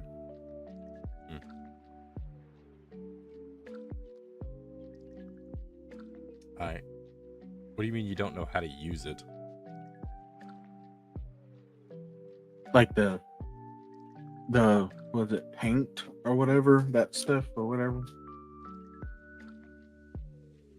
That is not what I was referring to, but proceed. Okay, no, I don't. Then no, I don't. I have a Sharpie or a Bic bright liner. It's a highlighter.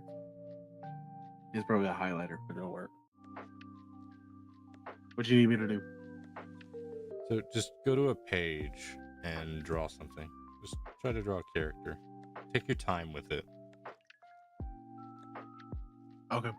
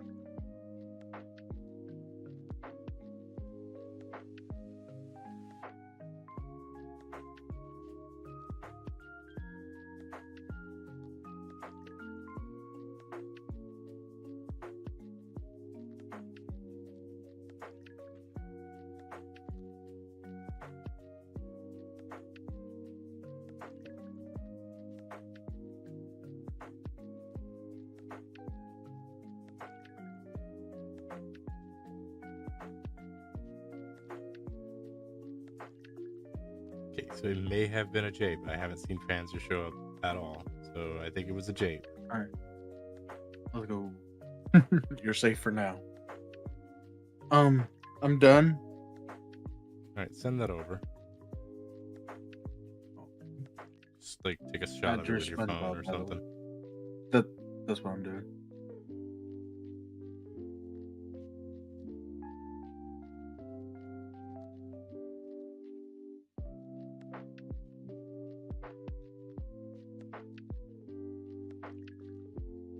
Also, I made SpongeBob's legs way too wide, but that's okay. SpongeBob, he be getting thick.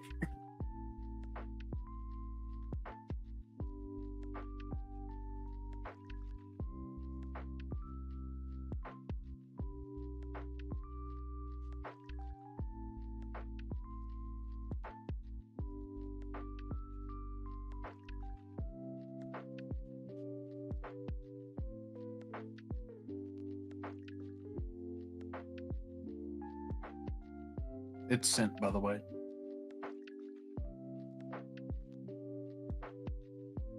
Let me take a look at this.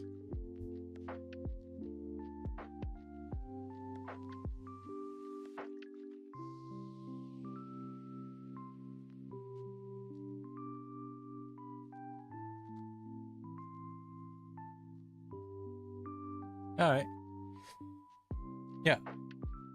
You just need practice on depth, honestly. So you're saying my entire personality is built on the fact that I have no depth. Gotcha. Nope. That is not what I said at all. You literally just put a heap of words in my mouth that I did not say. Oh, I know. I'm just messing with you because I was thinking that's the exact same thing you told me when we were building houses and stuff on Minecraft. A lot of people, that's their issue, is they have a difficult time thinking in depth. I have a hard time picturing the things I want to draw in my head, if that makes any sense. I am definitely not a creative type.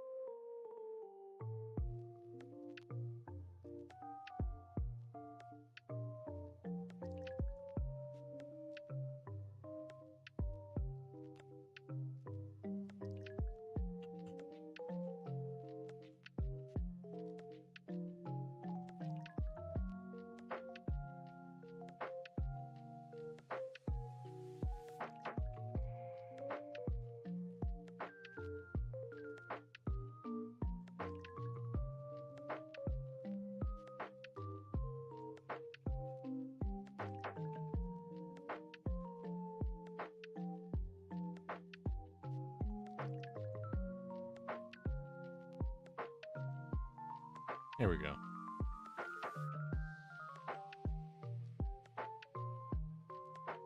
All right.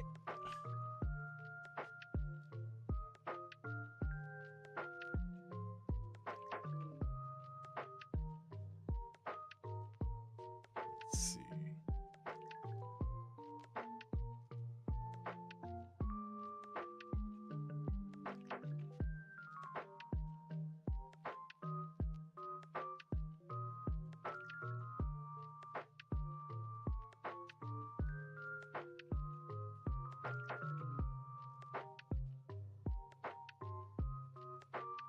I think the teeth might be too detailed.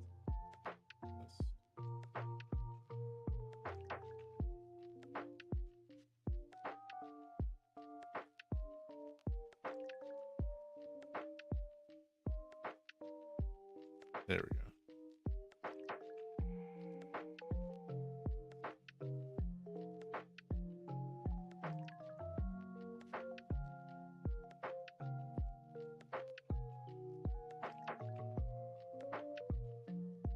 Yeah. And let's add the outline.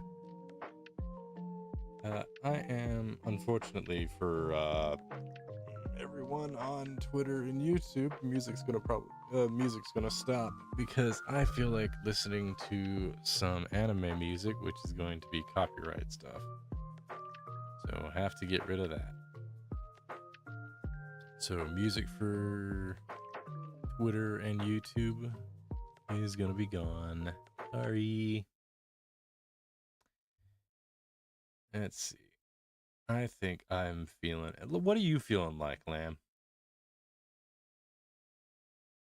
So you don't want to do anime, or did you say you wanted to do anime? I'm gonna watch some anime music, or not watch. I'm gonna listen to some Are anime you gonna? music instead of what I've been listening to. I think I'm gonna pull up Understar Okay. because Ooh, you know what I just thought of? do you remember what Understar is? No, but it made me think of something else. But go ahead. Understar is. Yeah, tell you what, go to the stream, and when I start playing, Mhm. and when you have the audio turned on, I'll start playing it, and you'll know exactly what it is. It's on.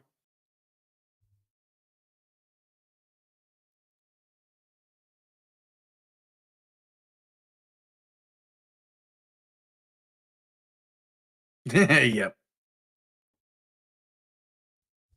You immediately now know why I went for Understar. Oh yeah. Can I make a suggestion for the next one? Sure. Black Paper Moon from Soul Eater. Uh, Black Paper Moon. I feel like I remember that, but I don't remember it exactly. Hang on, I'm trying to readjust my desk stuff. I got a footrest thing. I'm trying to. All right, there we go.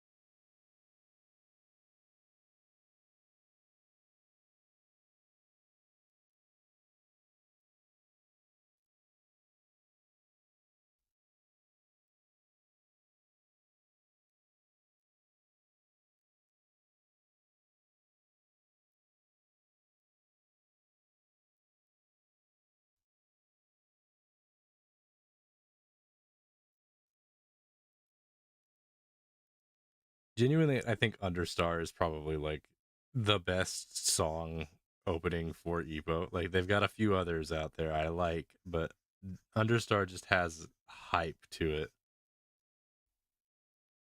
It really does.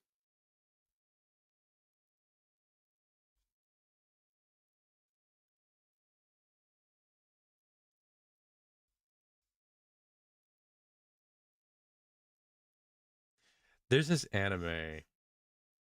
It's disliked in a lot of aspects, but it's liked in other aspects. But I think the opening is really strong. I gotta pull it up next so that you can hear it. Uh, I don't remember the name of the one that you wanted to pull up. You suggested. Paper something. Black Paper Moon. Black Paper Moon. I'll pull that one up next, but I have another song in mind that I'm gonna pull up. Okay. It's a song made specifically for the anime that it comes from. It's not like its own song that's put into it. It's like specifically intended because the title of the anime is in the song. It's just the anime itself did not have a lot of success, and because it heavily censored a lot of the elements of the manga initially, and then on top of that, the manga started to decline after some time as well. It's got a good premise. I think maybe some of it's just a little too weird in some aspects, but another aspect of it is the anime definitely did not do well to market for the show in a general sense. Like it had a lot of marketing, but it was sort of they were kind of trying to force it to be one of the big three, and that just clearly wasn't going to happen. Yeah. What was the name of the anime? I've shown you it before. It's called Toriko. Oh, okay.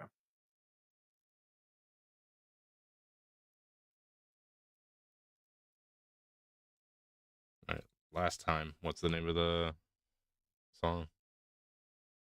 Black Paper Moon. It's from Soul Eater.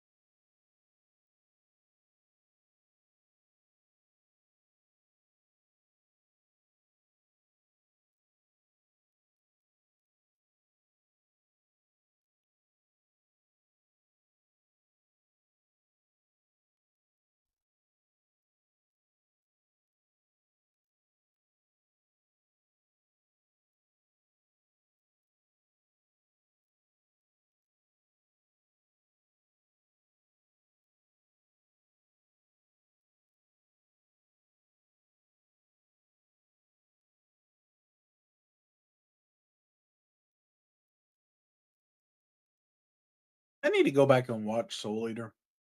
I only watched the show once. I loved it. I just only watched it once.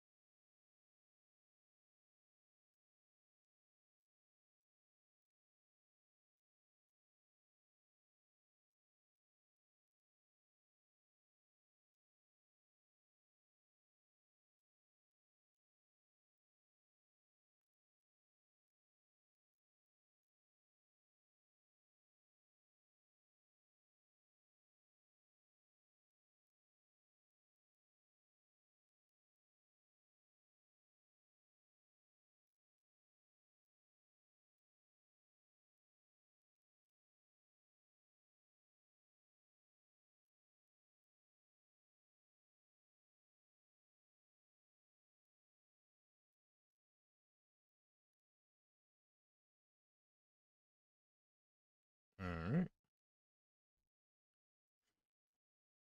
Mm.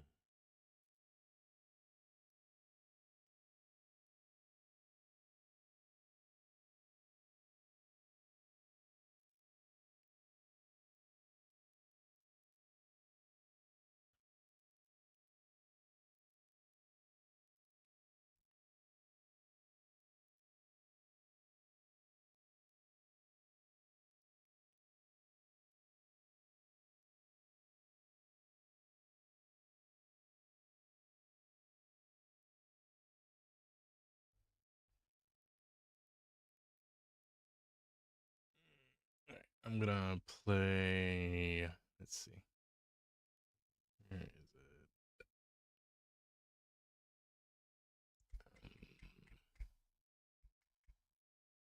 I don't remember. I'm gonna just hit this playlist and go. Okie dokie.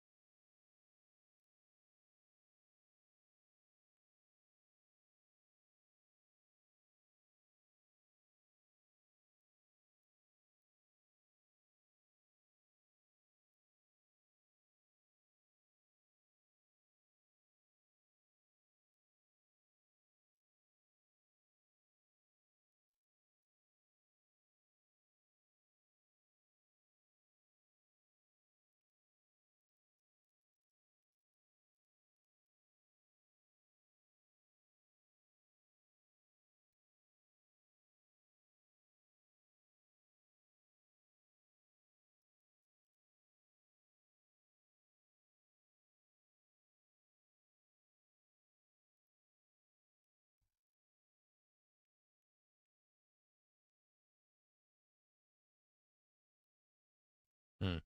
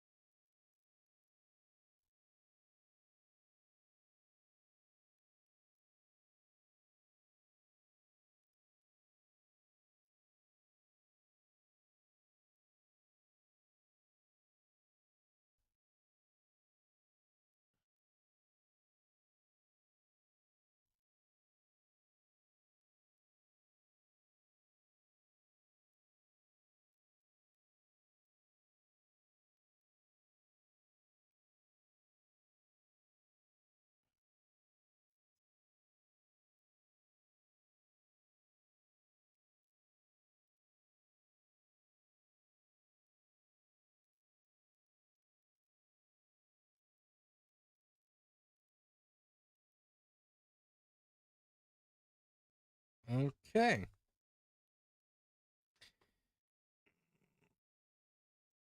I think that's the piece all done.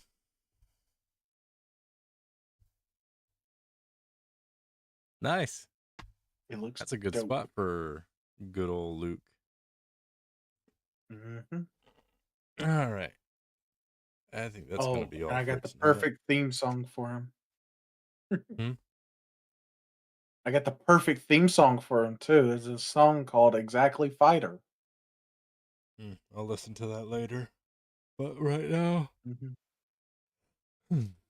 let's find someone to raid. Indeed.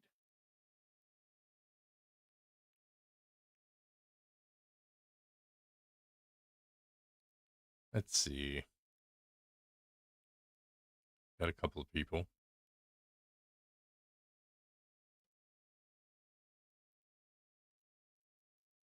I rated her last time, so I guess I'll do it again.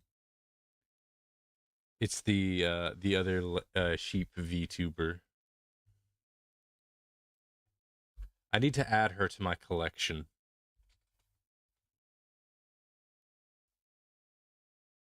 Like I need to just one day just join, just be like, hey, I want to be a part of this friend group because you're specifically a sheep based VTuber, and I need to add you to my collection because I already have one in there in the box. Lamb, I think you're muted.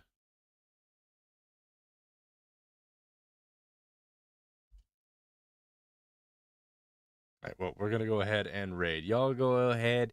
Hope you had fun while you was here, and I hope you have a good time over at Maria. Cheesy fun.